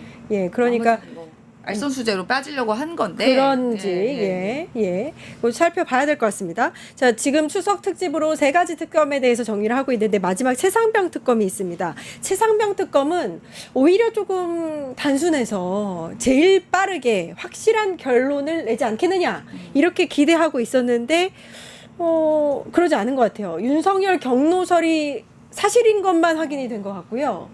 나머지 지금 뭐 구속한 사람도 없고 따로 기소하는 것도 없고 이런 것 같습니다. 그래도 저는 진척이 있는 것이 박정훈 대령님이 사실상 이 수사 과정에서 가장 중요한 또 핵심 인물이시잖아요. 근데 최근에 박정훈 대령님이 명예를 또 회복하고 그 이제 기소가 다 이제 포기가 된 상태여서 이 박정훈 대령님의 그 동안에 있었던 증언과 또 기록들이 저는 충분히 신빙성 있게 작용할 것이라고 봅니다. 그래서 최혜병 이 사건도 이 최혜병이 돌아가셨던 일을 밝혀내는 것도 중요하지만 그걸 더 나아가서 이걸 누가 외압했냐 이게 가장 중요한 핵심 아니겠습니까? 그러면 지금 나와 있는 뭐 이종근 아니죠? 그분이 제 이름이 생각이 안 나네. 누구 말씀이세요? 임성근. 예. 이종근 이 등장인물이 많아서요. 많았다 보니까 예. 네. 임성근 씨가 그 과정에서 어떻게 뭐 로비를 했던지 어떻게 그만두려고 했던 그 경위나 이런 것들도 분명히 파악이 전 돼야 된다고 봐서 조금 더 이제 수사가 진행되는 과정이 조금 더 원활하다. 왜냐면 인물이 여기는 조금 약간 정해져 있잖아요. 그래서 그 부분의 확인은 조금 더 나은 과정이다. 네. 그리고 전 박정훈 대령님의 기록과 그 과정과 그 당시에 뭐 누가 외압했는지 그 부분은 확인돼도 전 충분히 혐의가 가능하다고 봅니다. 결과는 뭐 기대할 만하다. 근데 최근에 13명 추가 인력 요청을 했거든요. 그러니까 뭔가 필요하긴 한 것 같아요. 추가가. 네, 왜냐면은 이게 좀 범위가 다른데요. 김건희는 굉장히 다양한 것들을 했기 때문에 물론 인원이 많이 필요하겠지만 그 약간 얕고 넓은 느낌이라고 해야 될까요? 근데 여기는 좁고 깊은 느낌이에요. 깊은가요? 네, 그렇죠. 그리고 딱 정해진 그 인물이 딱 있기 때문에 그 분들에 대한 좀 심도 깊은 그런 수사나 그런 증언들의 확보가 저는 가장 중요하다고 봅니다. 그리고 군의 특성상 굉장히 좀 폐쇄적인 곳이고 사실은 아마 수사를 받는 입장에서도 내가 이 말을 했을 때 앞으로 내가 좀 어떻게 좀 피해를 입지 않을까 뭐 이런 생각도 할 수 있을 것 같아요. 그럼에도 불구하고 이 부분에 있어서는 저는 정당하게 정의롭게 얘기를 한다면 그렇게 얘기를 하는 사람들에게는 저는 이재명 대통령은 확실히 거기에 대한 저는 또 보상이 또 있을 거라고 보여집니다. 그리고 그분들이 또 영웅으로 또 될 수도 있으니 이 부분에 대해서도 조금 더 세밀하게 그런 정밀한 그런 조사가 필요하다고 봅니다. 일단 최혜병 그 특검 측에서는 아직까지 기소는 안 되어 있잖아요. 그래서 저는 이것도 좀 선택과 집중을 해야 되는 게 단계적으로 기소를 전략을 만들어야 되는 게 입증 가능한 인물 딱 한 명을 한번 선제적으로 딱 기소를 한 다음에 여기를 다 털어야 됩니다. 저는 그게 이제 임성근이라고 보거든요. 네, 그래서 임성근 그 다음에 나중에 이종섭 도피런 사건 요 2개만 먼저 좀 집중 공략을 하셔서 기소를 딱 먼저 선제적으로 하면 나머지는 추가적으로 진술을 할 수 있는 여지는 많을 것 같습니다. 추석 이후에 뭔가 있지 않을까 싶습니다. JHP님이 정권 바뀌면 역적들 전부 다 소탕 괴멸시킬 줄 알았는데 답답하다 하셨습니다. 계엄한 지 한 1년 정도 돼가잖아요. 답답하실 만한데 그래도 연말쯤 되면 뭔가 결과물들을 세계 특검이 보여주지 않을까 싶습니다. 정치하는 아씨들 임세은 전 청와대 부대변인님, 정은혜 전 더불어민주당 의원님 고생해 주셨습니다. 감사합니다. 네, 고맙습니다. 감사합니다. 명절 잘 보내세요. 예, 저희 30분 더 합니다. 이강윤의 깐깐한 정치 곧바로 방송됩니다.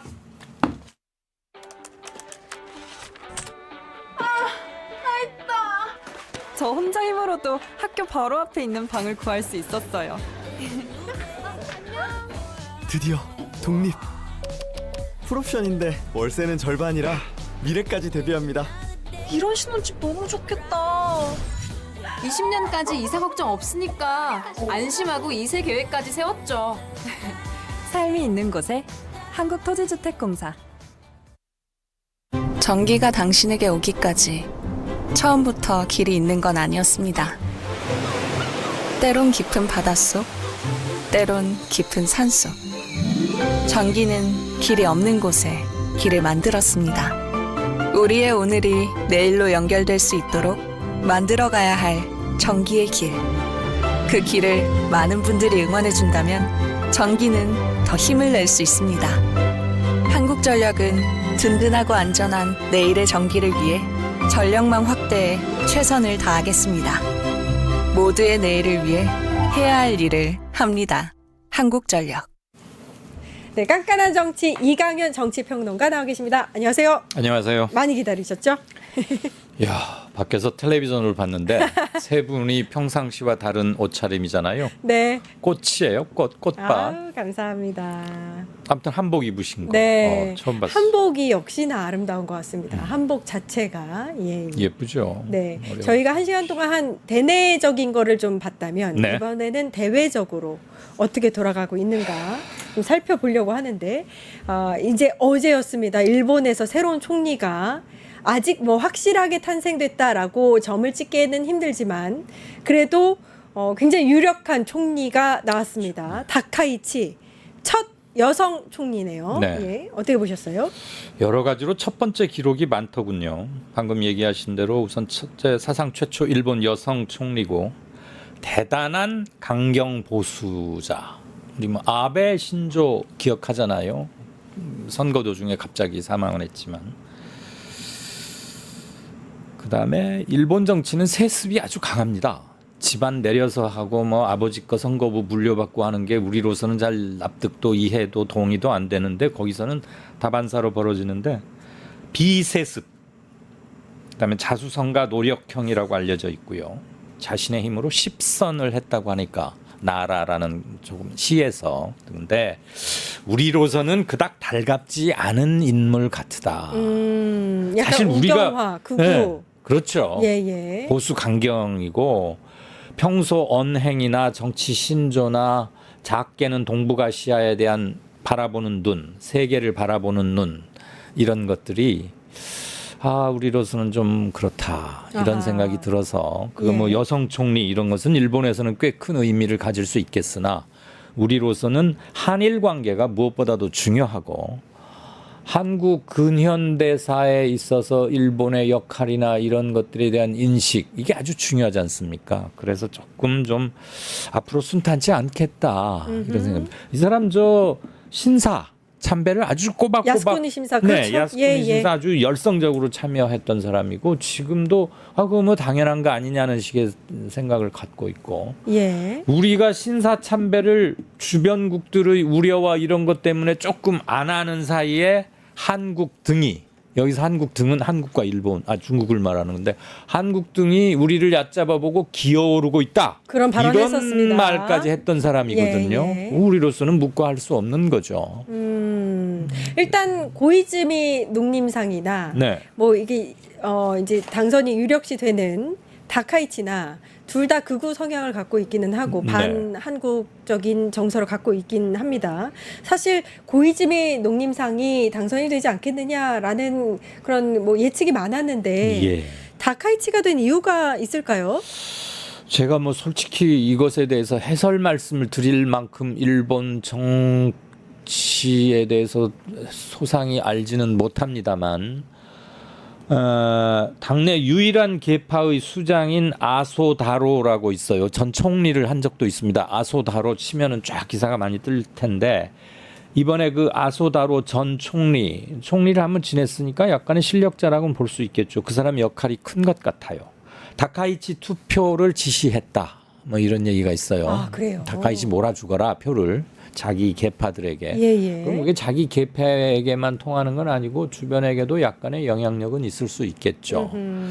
아소다로는 총리를 지내기도 했을 뿐 일본은 워낙 총리가 자주 바뀌긴 하지만 그래서 전 총리가 뭐 10명을 훨씬 넘습니다만 아소다로는 약간의 정계 영향력을 아베 신조를 뺀다면 이 아베 신조는 사망했으니까 정계에 비교적 영향력 있는 사람이 요번에 그 여성 총리를 지지를 공식적으로 이렇게 한 걸로 봐서는 뭐 정치적 묵계나 뭐도 있었을 것이고 그런 게 크지 않았겠느냐 이런 생각합니다. 일본 전체 정국이 좀 우경화 되어가는 와중에 있는 것이기도 하고요. 그것은 작게는 우리, 넓게는 주변국들에게 결코 좋은 시그널은 아닌 거죠. 예.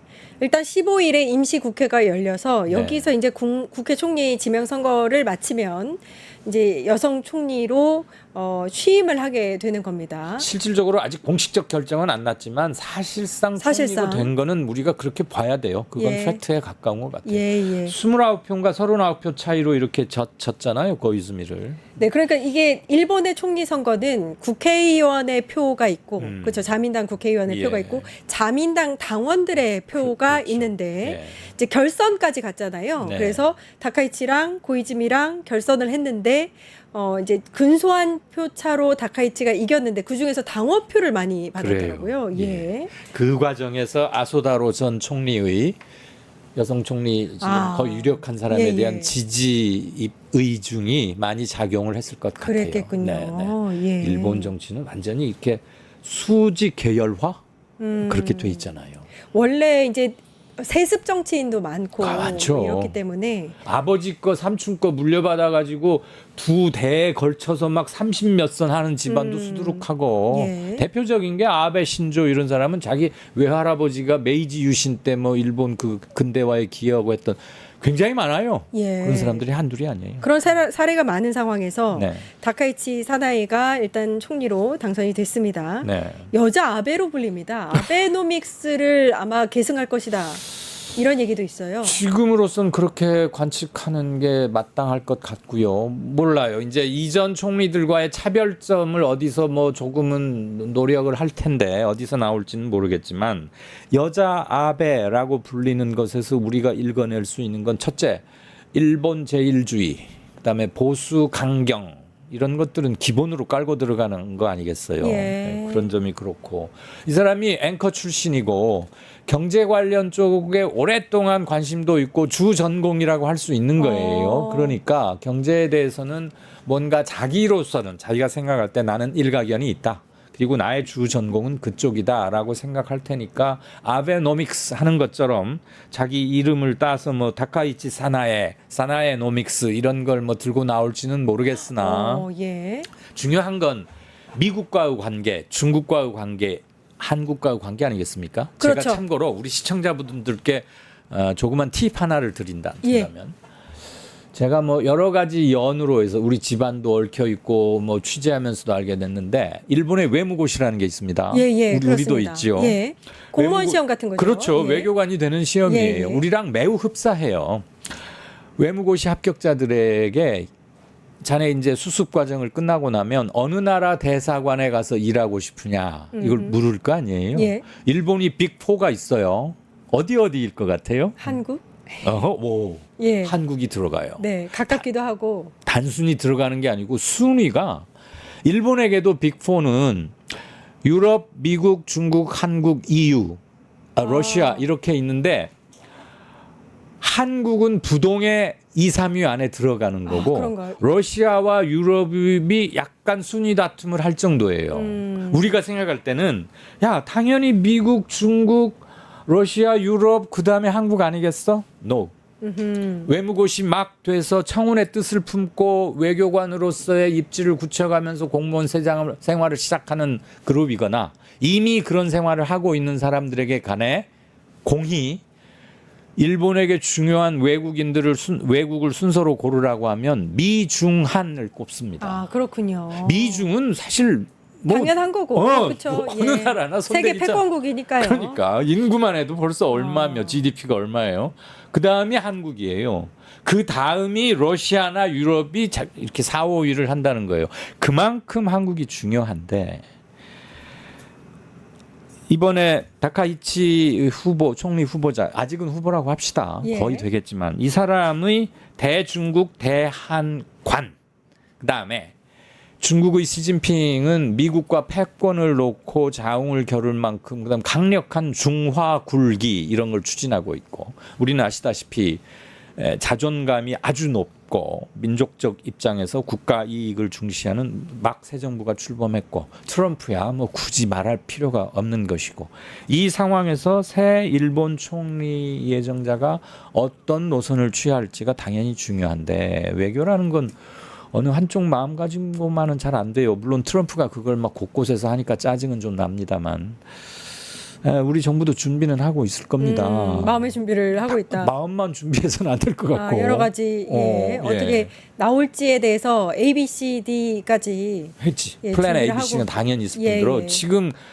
한미일에 공통적으로 가장 심각한 현안 중에 하나가 미국 관세 문제가 하나 있는 것이고, 중국과의 관계는 상수인 거고 이미. 그다음에 북한의 안보에 있어서의 변동 가능성 이런 것도 상수잖아요.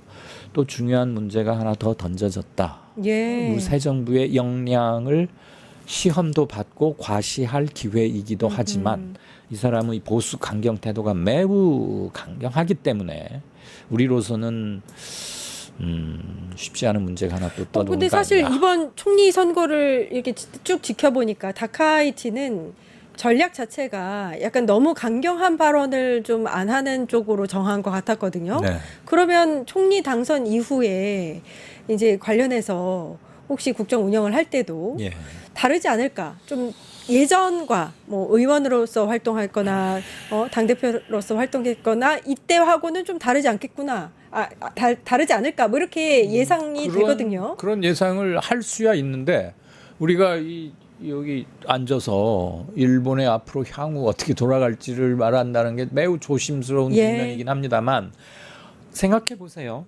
누구든 새로운 수반을 맡게 되면 이전 사람들과 자기 정부의 차별성을 뭔가 하고 싶은 욕구는 기본적으로 있는 것이고요. 그 정치의 한 속성이기도 하고, 이 사람도 그냥 몇 개월 하다가 또 뭐 이렇게 해서 물려나가는 걸로 끝나고 싶지는 않을 거 아니에요. 자기는 뭔가 하고 싶고. 그런데 저는 여자 아베라는 별칭을 얻고 있다는 점에 주목을 안 할 수가 없습니다. 이 사람의 기본적인 정체성이 이러하다는 것이고, 전반적인 우경화로부터 그닥 자유로울 수 없는 사람이라면 앞으로, 그리고 주변 국가의 무슨 문제 제기와 그거의 해결을 통해서 내치에서 뭔가 점수를 따려고 하는 것은 어느 시대 어느 지도자에게나 항상 있어 왔던 것들이기 때문에, 다만 외교라는 게 어느 일방 독주만으로는 결코 될 수 없다는 것쯤은 상식화돼 있으니까. 그리고 한국 새 정부의 성향이나 성격, 그다음에 이루어내야 하는 것도 충분히 파악은 하고 있을 것이고, 아주 무리한 평지풍파를 만들리라고 보지는 않겠습니다만 쉬운 상대는 아니지 않나. 아마 이 트럼프의 관세 협상이 그쪽도 어려운 상황이고, 다카이치도 5,500억 원을 500억 달러를 그대로 이제 투자하기에는 어려움이 있다라고 얘기한 걸로 알고 있거든요. 그러면은 한국과 일본은 좀 힘을 합쳐야 될 공동 보조할 필요도 있죠. 그리고 비근한 게 물론 바뀌었습니다만, 그 총리가, 파트너가, 우리가 한미 정상회담 하러 대통령이 미국으로 날아가기 전에 일본 들려서 하루 자고 무슨 얘기하고 갔잖아요. 그것 자체가 전에 없던 일이니까 이거 뭐지? 그리고 거기서 무슨 공동전선이 만약에 형성될 수 있다면 우리로서는 why not? 좋은 것인데, 이제 그 총리는 아닙니다만, 얼마 전에 제가 이 자리에서 그 말씀 드린 기억이 나요. 일본의 뭐 무슨 상 이름이더라? 거기 우리보다 저 내각 이름이 좀 많고 많으니까 그 외국 특파원들 모아놓고 그랬잖아요. 일본이 미국과 합의한 5,500억 달러가 전액 캐시가 아니고 그중에 1, 2%만이 캐시다. 나머지는 지급이고 보증이고 대출이라고 했잖아요. 이 사람도 그 기조를 유지하지 않을, 세상에 어느 국민이 자기들이 쎄 빠지게 일해가지고 쌓아둔 외화를 트럼프 한마디에 홀라당 갖다가 캐시로 실질적 말이 안 바치는 되죠. 건데 그걸 예. 좋아할 사람이 어디 있겠으며 자기 정치적 기반이 흔들리는 짓을 왜 하려고 하겠어요? 그런 점에서는 우리는 트럼프에게 여러 경로를 통해서 이번에도 아이팩 올 때도 대통령도 얘기할 것이고 장관끼리 얘기하는 의제와 클래스와 급이 다르듯이 정상 간에 하는 거 다를 것이고 새 총리하고도 이런 걸 가지고도 얘기할 수 있다고 봐요. 저는 예. 많은 경우의 수를 고려하고 있을 거라고 봅니다. 네. 북한 얘기도 잠깐 네. 해보겠습니다, 소장님.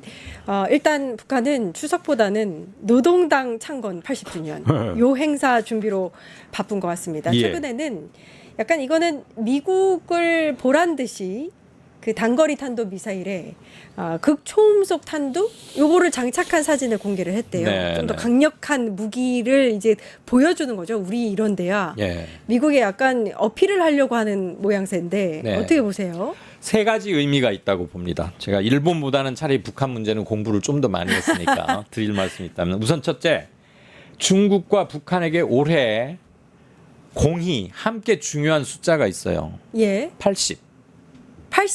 80주년. 80주년. 얼마 전에 전승절 예. 행사했잖아요. 중국에서. 우리는 대통령이 가지 않고 우원식 국회의장이 갔는데 세계 유수한 정치 지도자들 다 모여가지고 천안문 광장에서 했고 김정은 위원장, 김정은 책임 비서도 기차 타고 이렇게 가서 시진핑 이쪽 옆에 김종은 이쪽 옆에 푸틴 이렇게 해서 했잖아요. 예. 그 전승절이라는 게 제국주의와 싸움에서 승리했다. 그 80이거든요. 77, 76보다는 왜 십진법 단위가 0으로 끊어지는 게 의미를 부여하지 않습니까? 예. 걔들도 마찬가지, 우리도 마찬가지인데. 북한 역시 그 80이라는 게 이번에 창군 싸움에서의 승리 같이 가요. 그다음에 이번에 4일날 지금 우리 언론에 보도된 거 보면 4일이니까 어제 북한에서 무슨 행사가 있었느냐? 우리의 방위산업 박람회 격인 무장장비 전시회라는 걸 했는데 대대적인 시위이자 3년 연속 지금 무기 체계 발전을 과시하는 전시성 행사인데 이게 무슨 의미냐? 대내적으로 북한 인민들에게 현 지도부 김정은 총비서 체제하의 지도부가 이렇게 비약적인 군사과학 분야에서의 발전을 이루고 있다. 체제 결속령이 하나 있고 동시에 새 정부가 출범한 남측 그다음에 트럼프가 두 번째 집권인데 2019년에 하노이 노딜이란 말을 아마 시청자 여러분들 기억하실 겁니다. 그때 남북미 중 이 해빙 무드가 확 올라갔다가 하노이에서 트럼프와 김정은이 만났는데 아무런 소득 없이 빠이빠이 하고 헤어졌어요. 그래서 하노이 노딜이라고 그랬잖아요. 예, 노딜 아무것도 없었다. 제가 얼마 전에 문정인 우리 대북 안보 통일 관련해서 최고의 전문가라고 할 수 있는 분하고 그룹 미팅을 한번 한 적이 있는데 그분께 드린 질문을 시청자 여러분들과 공유하고 싶어요. 길지 않으니까. 예. 6년 전에 하노이 노딜로 끝났는데 다시 트럼프 정부가 미국에 들어섰다. 그리고 김정은 체제는 여전히 유지되고 있다. 그럼 북미 관계, 남북 관계 이런 것들이 6년 전인 하노이 노딜 체제로부터 다시 뭔가를 모색하게 될까요? 그랬더니 문정인 특보겸 뭐라고 했나요? 교수 말씀이 그 이후로 국제경제, 국제정세에서 굉장히 주목하고도 큰 격동을 초래한 몇 가지 요소가 있었다. 우선 첫째 우크라이나 전쟁이 그랬죠. 예. 있고 그 우크라이나 전쟁에 러시아가 북한을 이렇게 자극하고 살살살 해가지고 북한 참전까지 했어요. 예. 이건 어마어마한 큰 변동 요인이에요. 그럼요. 또 하나는 코로나라는 게 터졌고 그래서 국제 경제에서 공급 체인, 이른바 서플라이 체인에서 많은 변화가 있었고 국제 질서가 새로운 것을 모색하고 있고 트럼프는 두 번째 대통령이 됐으면서 하노이 노딜 6년 전인 그때로 돌아가서 다시 김정은과 뭘 시작하기에는 너무 많이 변해져 있고 그때로 돌아가서 시작하기에는 너무 올드하다. 새로운 것을 모색할 수밖에 없다. 그다음에 북한으로서도 하노이 노딜로부터 다시 6년 만에 다시 리스타트를 하기에는 아무것도 달라진 게 없어 보이기 때문에 인터레스트 북한의 국익에 별 매력적인 게 없다. 그래서 아마 새로운 차원에서 관계 개선을 모색하게 될 걸로 자기는 전망한다고 문 교수는 말씀하시더라고요. 우리가 그분의 견해에서 특별히 반대를 하지 않는다면 현재 김정은과 트럼프 2기 사이에 가시적으로 뭐 변화가 되어 있는 게 공표되지는 않았어요. 않았죠. 그렇지만 더 적대적으로 가서 서로에게 유리할 게 없다는 점에서는 인식을 같이 하는 한편 트럼프는 뭔가 가시적 성과를 내고 싶어 하지 않겠어요? 예. 얼마 전에 최근에 그러니까 어제는 이제 이런 무기 전시회를 대대적으로 했지만 이게 3년 연속 쭉 해오고 있는 거고 얼마 전에 북한의 유엔 대사가 그런 말을 했습니다. 우리에게 핵은 선택의 여지가 있는 게 아니다. 그랬었죠. 필수적인 거고 우리의 안전을 담보할 최우선적인 고려 요건이고 이건 협상 대상이 아니라고 그랬어요. 그 말은 만약에 이게 다시 협상 테이블에 오를 경우 자신들의 몸값이나 협상에서의 유리한 고지를 선점하겠다는 강력한 의사 표현이기도 하자. 동시에 이제는 실질적으로는 북한이 핵 보유국 지위를 저는 획득했다고 보지만 그걸 공식화하라는 압박이기도 하는 것이고 트럼프가 정말로 노벨 평화상 어쩌고 그런 것에 또는 한반도 평화에 기여한 미국 대통령이라는 타이틀을 좀 욕심이 있다면 이전과는 다른 차원에서 접근을 할 것이되 북한을 자극한다거나 해서는 되지 않을 것이다. 그다음에 기본적으로 이 사람은 장사꾼이에요.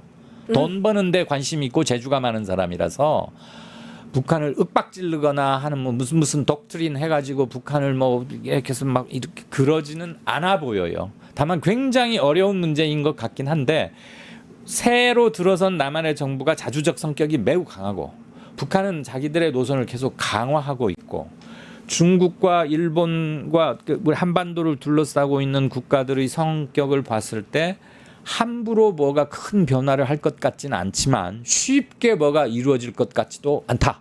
그러면서 문정인 특보의 말씀은 남북한 관계, 미북강, 북미 관계가 급격하게 데탕트, 확 뭐가 좋아질 걸로 기대하지는 말자라는 게 결론이었어요. 예. 우리의 희망사항은 알겠지만 지금 주관적, 객관적 요소들이 그렇게 녹록하지만은 않다라는 게 그 분야 전문가 중에 한 분의 말씀입니다. 압축해서 전해드렸습니다. 예. 제가 어설피 아는 걸로 따따붙다 하는 것보다는 그런 분들의 말씀을 제가 브리핑을 잘 해드리는 게 제 역할이라고 생각해요. 아, 너무 재밌는데요. 근데 트럼프가 장사꾼이라고 말씀하셨고 부동산에 관심이 많으니까 네. 뭐 이제 데탕트처럼 갑자기 뭐 변화가 있을 거라고 보지는 않는다고 네. 말씀하셨다고 했지만 트럼프 입장에선 노벨상에 대한 욕심도 있고 뭔가 요거를 잘 이렇게 북미 간의 관계를 잘 이루어서 뭔가 본인이 이익을 얻을 만한 뭔가를 이제 생각할 수도 있을 것 같거든요. 이재명 네. 대통령이 그 정상회담 할 때 트럼프 월드 얘기를 했지 않습니까? 네, 뉴욕에 있는 그 타워. 우리 금강산 관광처럼 뭔가 이제 이런 거 관련해서 이제 북한의 땅을 뭐 개발해서 본인들이 이득을 취한다든지 이런 걸 제안하진 않을까 이런 얘기도 돌더라고요. 선택지 예. 중에 하나는 충분히 되겠죠. 예. 그 북한이 윤석열 정부 들어서 가지고 모든 게 경색되고 엉망이 됐지만 북한이 중대한 선언을 한번 한 적이 있어요. 윤석열 정부 후반 때 이제 남한과 통일 얘기하지 않겠다. 그랬죠. 그리고 예. 2국가 체제로 별도의 국가로 이렇게 가자. 그리고 우리는 이거를 우리의 기본 방침이라고 아예 선언을 해버렸어요. 그래서 그 트럼프 1기 때 문재인 정부 체제에서 뭘 모색했던 때보다 굉장히 나빠져 있는 건 분명해요. 그리고 하노이 노딜이 그때 왜 깨졌냐고도 제가 문 특보에게 여쭤봤더니 미국이 북한은 도저히 받아들일 수 없는 요구를 많이 했다. 그래서 김정은으로서는 그걸 받아들이면 김정은은 대내적으로 자기 지위와 권한과 체제가 흔들릴 우려가 있었다. 그래서 하노이 노딜이 깨져버린 거다. 하노이 회담이. 그래서 아무것도 서로 없이 빠이빠이 한 건데 다시 그때로 돌아갈 가능성은 제로에 가깝다라고 했거든요. 뭔가 새로운 테이블에서 새롭게 시작해야 될 겁니다. 다만 그 과정에서 우리가 꽂아놓은 보릿자루거나 휴전협정 사인 당사국이 불행하게도 우리는 아니잖아요. 예. 휴전협정 사인 그 조휴한 게 북한, 중국, 미국 이렇게거든요. 우리는 없어요. 그렇다고 한국이 빠져 있을 수는 없죠. 그렇죠. 우리가 제1 당사자인데. 예. 이 북미 관계가 굉장히 중요한 이유가 우리에게 이제 떨어지는 영향이 굉장히 크기 때문에 그렇죠. 길게 이야기를 좀 해봤습니다. 좀 지루하셨겠습니다. 아니, 너무 재밌었습니다. 아이, 참. 네, 여기까지 하겠습니다. 이강윤 정치평론가 고생해 주셨습니다. 감사합니다. 네, 추석 명절 잘 쇠시고 건강하고 9일에 다시 뵙겠습니다. 예, 너무 감사합니다. 오늘 한복 이겁니다. 면보 엄지. 추석 특집 끝장 뉴스 여기까지 하겠습니다. 오는 목요일 오후 4시 50분에 다시 찾아뵙고요. 추석 연휴 내내 저희 뉴스토마토는 방송이 계속 이어지니까요. 뭔가 심심하다, 뭔가 필요하다 할 때 유튜브 뉴스토마토 딱 들어오시면 재밌는 거 하고 있을 겁니다. 함께 해주시기 바랍니다. 목요일 오후 4시 50분에 다시 찾아뵙겠습니다. 추석 연휴 잘 보내세요.